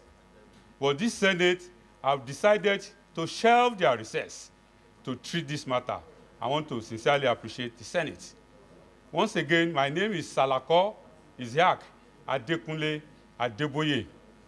I was born 56 years ago, precisely on the 8th of August, 1967, in Ayetoro, Yewa North local government of Ogun State. I am a full homegrown boy.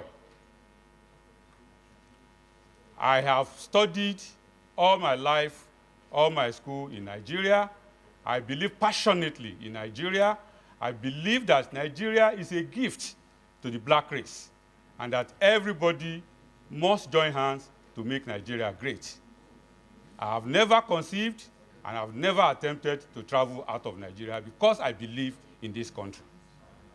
My primary education was at the United Primary School at Ayetoro, after which I proceeded to the prestigious Abeokuta Grammar School for my secondary education. I then went to the then Ogun State Polytechnic, now Moshood Abiola Polytechnic, for my advanced level, before going to the prestigious University of Lagos, where I studied medicine and surgery. While a student in University of Lagos, I was a student leader, and I participated actively in all student political activities. I was president of my faculty. I was a parliamentarian of the University of Lagos Student Union. I was very active. After my student days, I did my internship at the Lagos University Teaching Hospital before I was posted to the old Abia State for my National Youth Service. While doing National Youth Service, I volunteered for the Nigerian Guinea Worm Eradication Program, for which I was given an award by the NYC Abia State as one of the top 10 coppers of that year. I also got the Presidential Golden Handshake Award of President Jimmy Carter of the United States. After my university education, I started my working career in some private hospitals before I was also employed at the Lagos State Health Service Commission. And then after a while, I resigned and started my private practice before I was appointed as a commissioner in Ogun State, where I had the opportunity to serve in 3 strategic ministries. The 3 most important ministries, in my opinion, that takes care of food, agriculture, takes care of housing, shelter, that is housing, and that takes care of health. I performed to the best of my activity in those ministries before the end of that government, and I then went back into private practice. In 2020, The governor of Ogun State, Prince Dapo Abiodun, also gave me the opportunity to be the chairman of the Ogun State Hospitals Management Board, where I also performed to the best of my activity. I'm a master degree holder in public health, and I'm currently pursuing a PhD program in public health with specialization in health policy and management. I believe strongly that the health sector of Nigeria is challenged, but our solutions must be contextualized. It must reflect our peculiarities as Nigerians. We cannot just import. Yes, we have a lot of things to learn from health systems all over the world, but our own health system must reflect our peculiarities. We need a lot of funding in the health sector, but what do we want to spend the fund for? It must be well defined and well itemized so that we spend optimally to the greater good of our people. At the moment, our health structure, our health system is basically focused on curative care, and we need to do a lot more with prevention. Thank you very much, Mr. President, sir.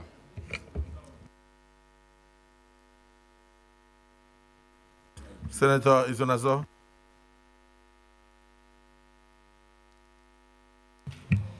Thank you very much, Mr. President, sitting as chair. My name is Senator Osita Izunaso. I represent Imo West. Mr. Nominee, congratulations for being the first person from your senatorial zone to be so nominated. I'm interested in your CV. I've gone through it and I've seen a lot of things that you have done, both in the private sector and in the public sector. Particularly of interest is the fact that you are doing your PhD right now on health policy and management.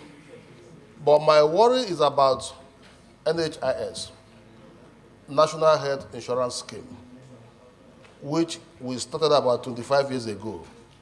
And the overall aim of it is to provide financial barrier for families to have access to health care. But is our NHS, is it really working? Because if you have a medical emergency now and you are rushed to the hospital, you might not be treated if you don't pay money. So if you are made a minister for health, what are those reforms that you are going to bring to bear so that we can make the NHIS more workable and more affordable for Nigerians?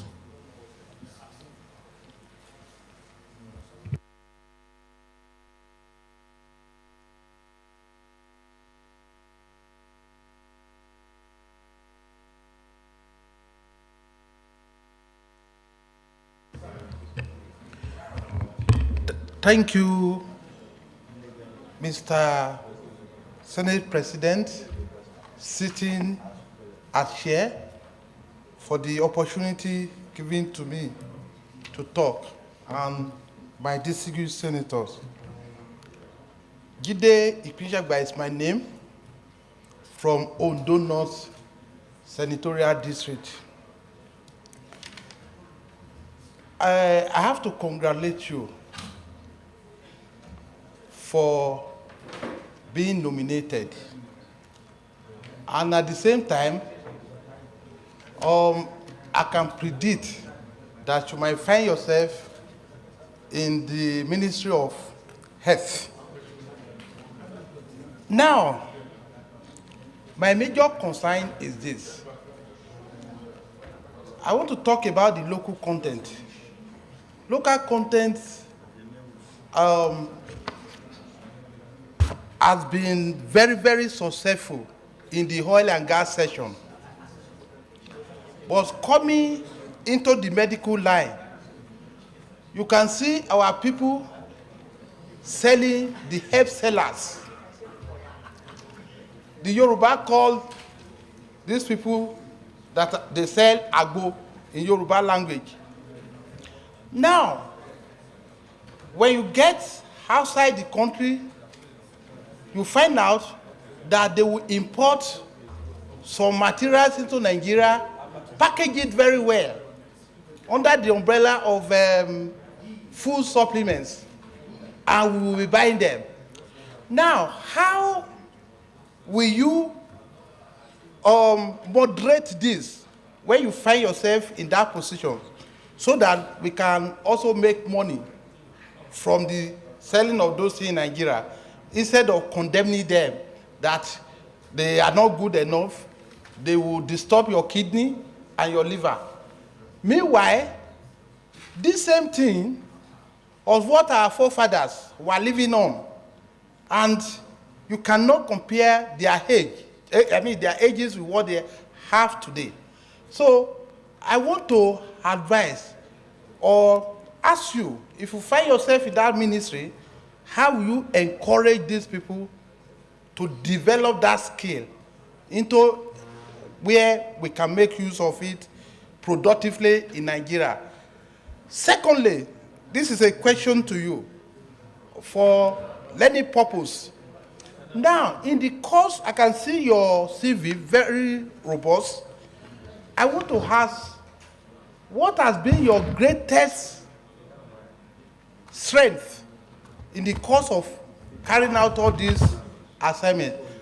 And lastly, what has been your greatest weakness in the process of carrying out this responsibility? Thank you very much.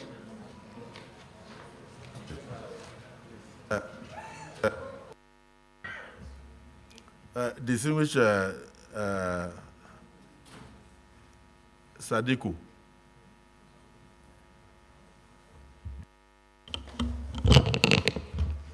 Thank you, Mr. President. Distinguished colleagues, first I want to start by congratulating the nominee and also appreciate Mr. President for keep supplying us with credible nomination up to this moment. Mr. Nominee, my questions borders especially on the inadequate working tools in our hospitals. You can see also that we have not just poor services, but we have poor distribution of available workforce. And recently, in Lagos, we lost a medical doctor to an unavoidable incidents. So is this now becoming a culture in our hospitals that even the maintenance of the existing infrastructure are becoming a problem? So what are you going to profile as a medical doctor going in to contribute to the workforce of the Federal Executive Council that can make or supply the needed solution to some of these challenges? It is not just in Lagos, but because it happened to a medical doctor last week, it became a news. So I need your answer. Thank you, Mr. President.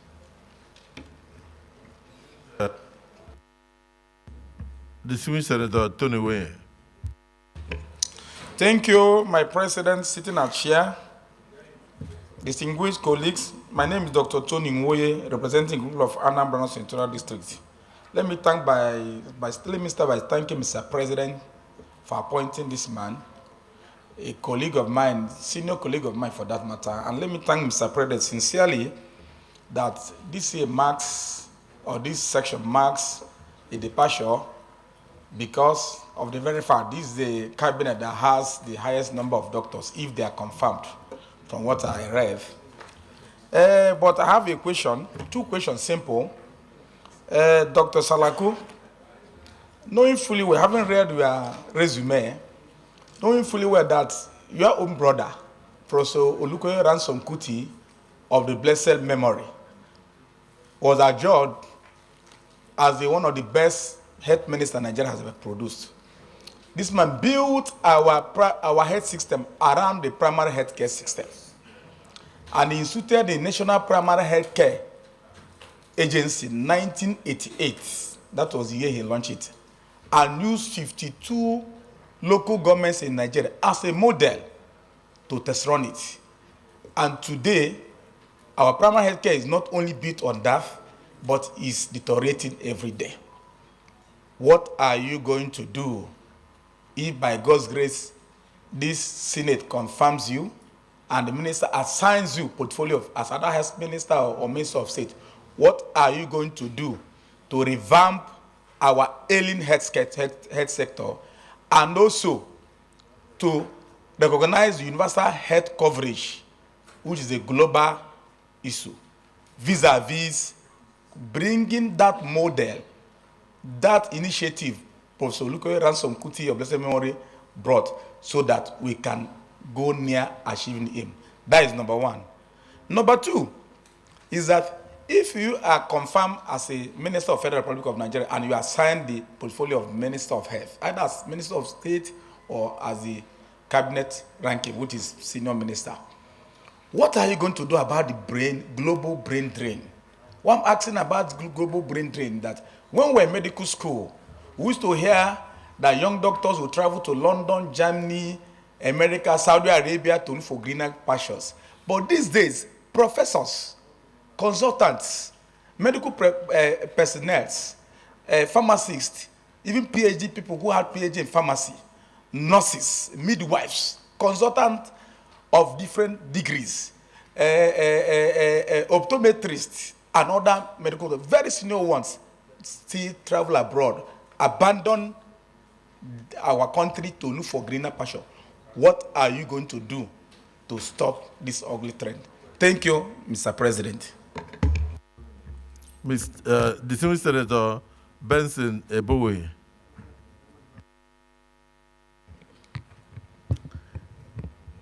Your Excellency, the President of the Senate, and my distinguished colleagues, I want to ask the nominee, looking at where I come from, I am from the place that is considered the most remotest of all the places in Nigeria,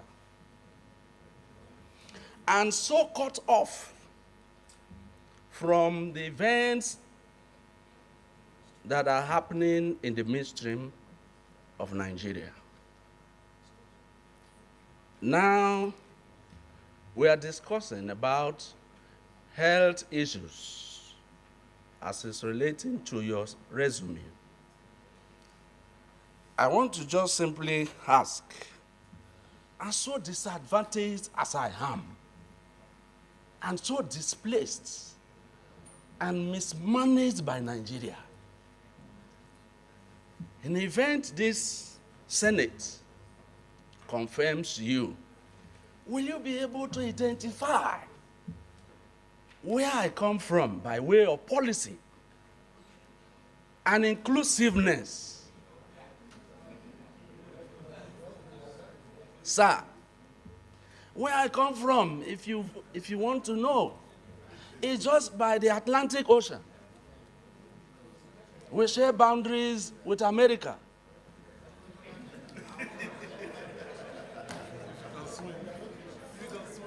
We share boundaries with America, but very far from America. As I speak, for me to get to my village, I have to be covered under waterproof on a speedboat before I get there. Just this morning, I had a phone call from a woman that was delivering and could not deliver. And they have been trying to bring her to Yenangwa. And that will amount to 1 hour, 30 minutes before they will get to Yenangwa. This is what we suffer. How will you be able to attend to these issues in the riverine where I come from? Thank you, Mr. President. So that I will be very close to America.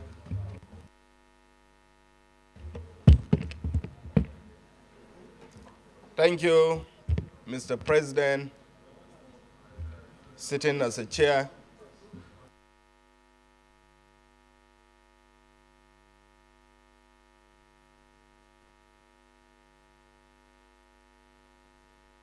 Use your mic, please. Congratulate you on the nomination by Mr. President. Going by your resume, most likely,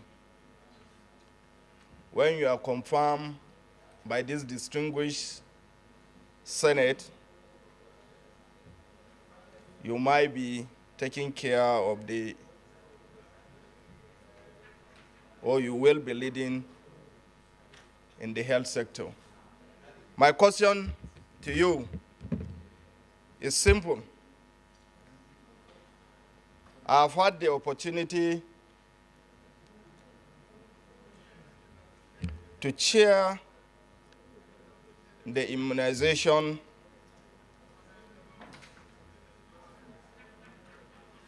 activities in my state when I was the deputy governor. And from the series of meetings I attended, the immunization coverage, especially year in, year out, despite the sensitization, especially in the north, the coverage is just a little above 6%. The southeast of this country has the highest immunization coverage. When you are confirmed by this distinguished Senate, that's the southeast has about 40%.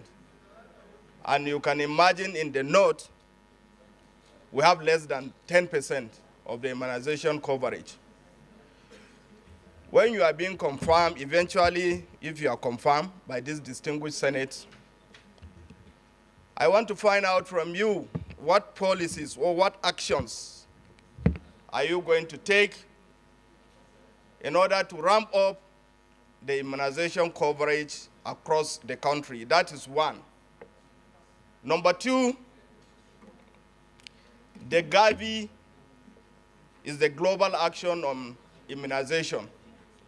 And as you are aware, all the states, the 36 states of the Federation, they are participating. They are stakeholders, and we contribute year in, year out.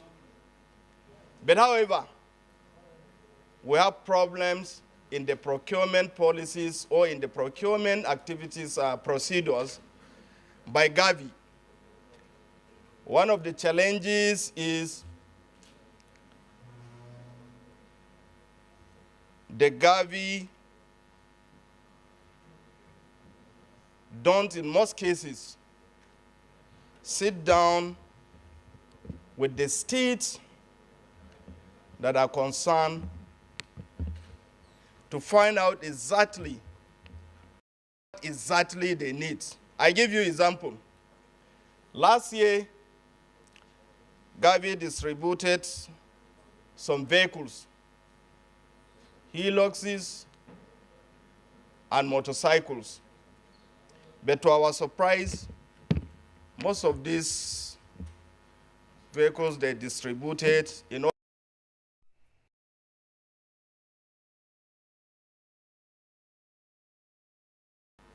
they are using diesel. They are diesel engines. So this shows that, or what that means is, they didn't confirm with the state. So if you are confirmed, then when we had meetings with them, we complained to them.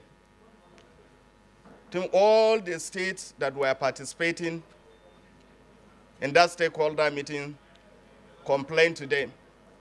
So what exactly, if you are confirmed by this distinguished Senate, what actions are you going to take to see that these are being corrected? Thank you very much.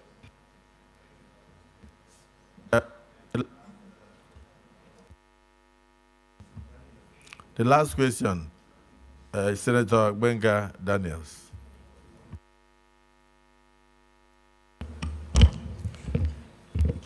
Thank you, our Senate President. My distinguished colleagues, I am Otumba Engineer Benga Daniel, representing the good people of Ogun East Senatorial District. Mine is not a long one. It's going to be very, very short. I noticed that in the course of this screening, we have spoken to probably about 4 different medical doctors. And so one is not particularly sure which portfolio is going to come to our person. And that is why I want to provide the information that Dr. Ishak Salako that we are speaking today is a very, very versatile, quite intelligent personality.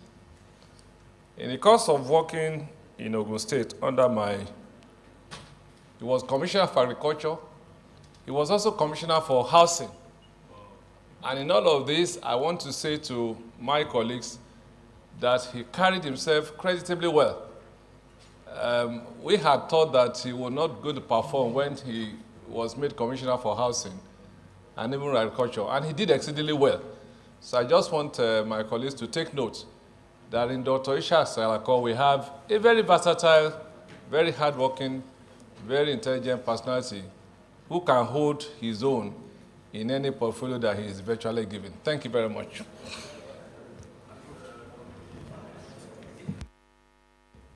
Mr. Nominee.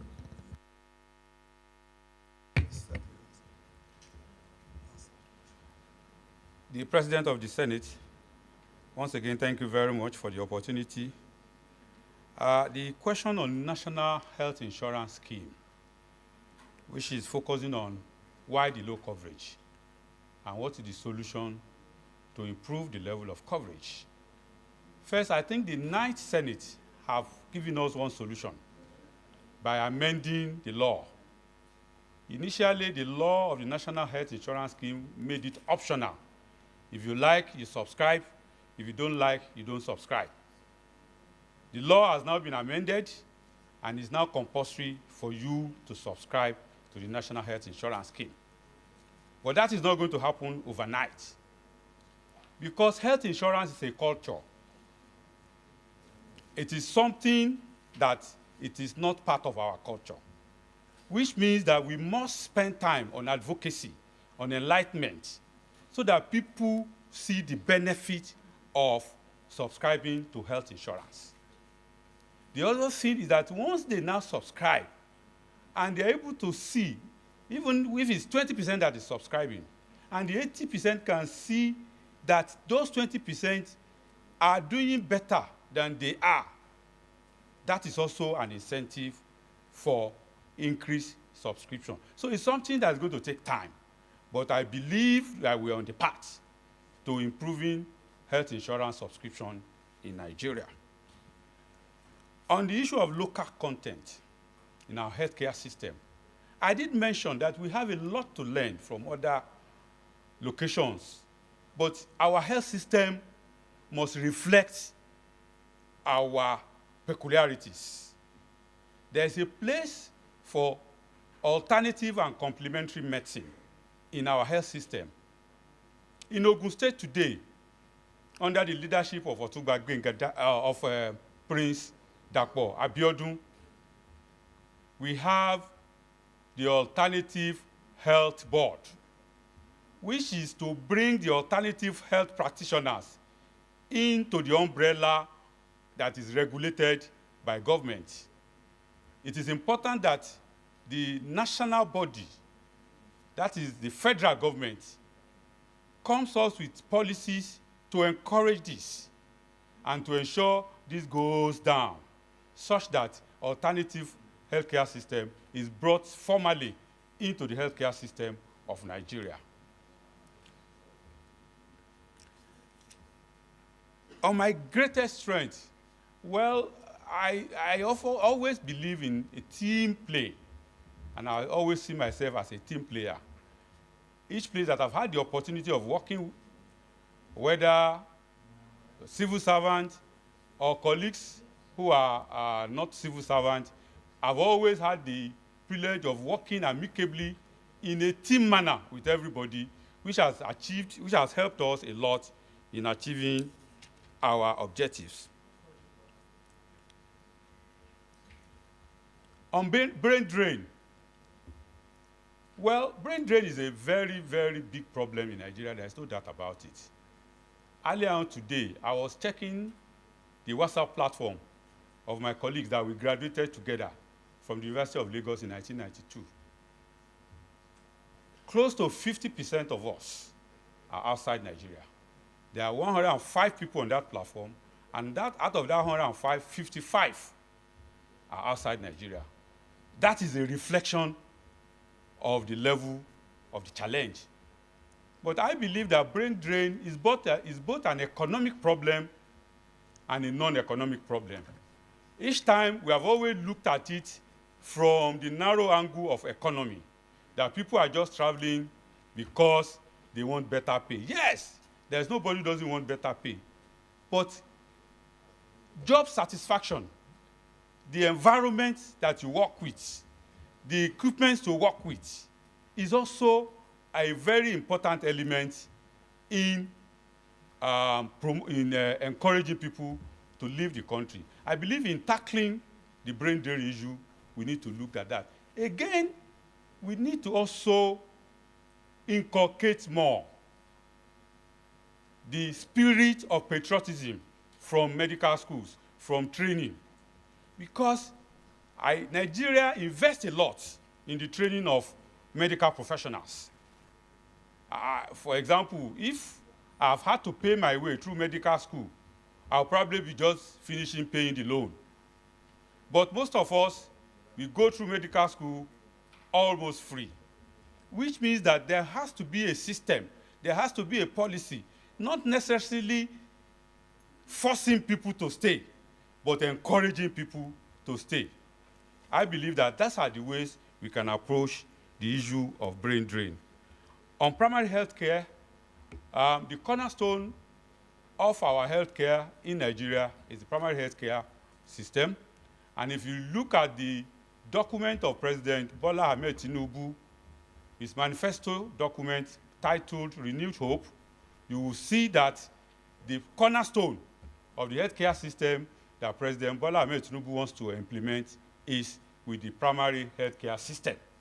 I believe that what we need to do in Ogun State, as an example, under the watch of Prince Dapo Abiodun, one of the things that was done is to ensure that we do not necessarily go ahead building physical structures. Buildings do not deliver health care. You can build the greatest structure in the world. If you do not have the requisite professionals and the requisite equipment to work with, you will not achieve anything. So what it means is that in doing our primary health care system, first we need to structure our physical structures in such a manner that it serves the purpose that it's meant to serve. And we also need to bring in a lot more personnel into the primary health care system. We need to encourage the state, we need to encourage the local government to also do that. Distinguished senator that asked the question about the inclusion of remote areas in the health policy of Nigeria. I want to assure you that from what I've seen from the manifesto document of President Bola Ahmed Tinubu, I think there is inclusion. What is required, first is that, as a specific example of the woman in labor that you spoke about, now we have what we call traditional birth attendants, who are trained to be able to take deliveries. And they're also trained to be able to spot challenges very early. And once you spot challenges early, you can easily move such a patient to a more advanced center so that there can be appropriate intervention. This will be pursued. We also have water ambulances and water transport system that can be provided to move people from such remote locations to better equipped centers. Improvement in the immunization coverage.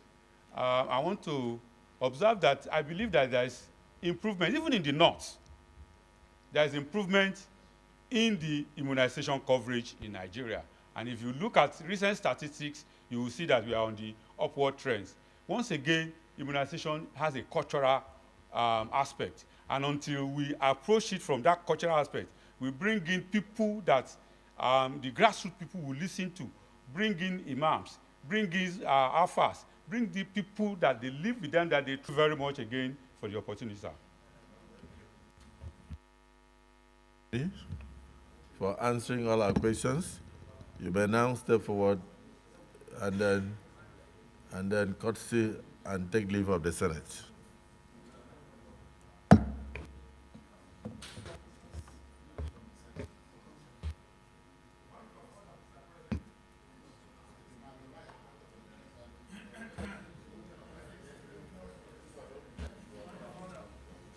Yes. Order what?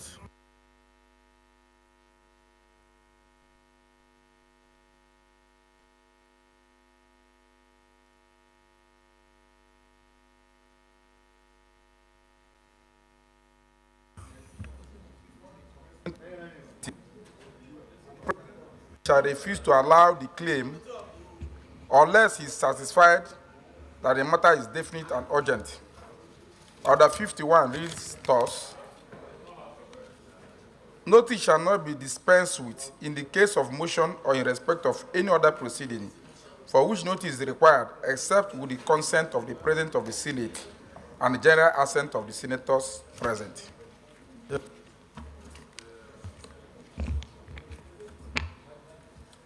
Distinguished Senator, if you notice, you need leave of the Senate before you can take this, but that will be at plenary. Well, for now, there is no mess. It's lowered, and there are strangers in the chambers. I want to appeal to you. This Senate, from the look of things, will not be able to conclude the exercise today, so we can allow you to take that motion as the first item on Monday. So you should please try and make sure the clerk, so get the motion, let it be on the other paper.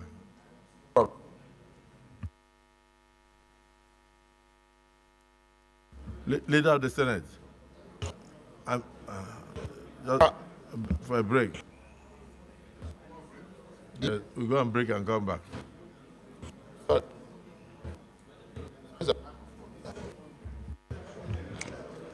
Mr. President, very distinguished colleagues, I will move that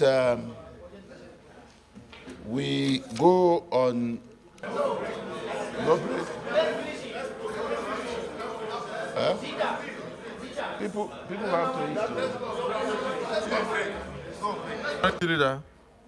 Minority Leader, a motion has been moved that we go on the break. Are you in support? Are you in support that we go on 20 minutes break to come back? Are you supporting it? Your job is to second the motion. Your job is to second the motion. Your job is not to correct the Senate. Thank you, Mr. Senate President and dear colleagues. My name remains Darlington Nwokocha. I rise to second the motion ably moved by the Leader of the Senate. I hereby second. Distinguished colleagues, a motion has been moved that we should have a 20-minute break and return here at exactly 5:30 to enable us to continue with business of the Senate. Those against say nay. The ayes have it.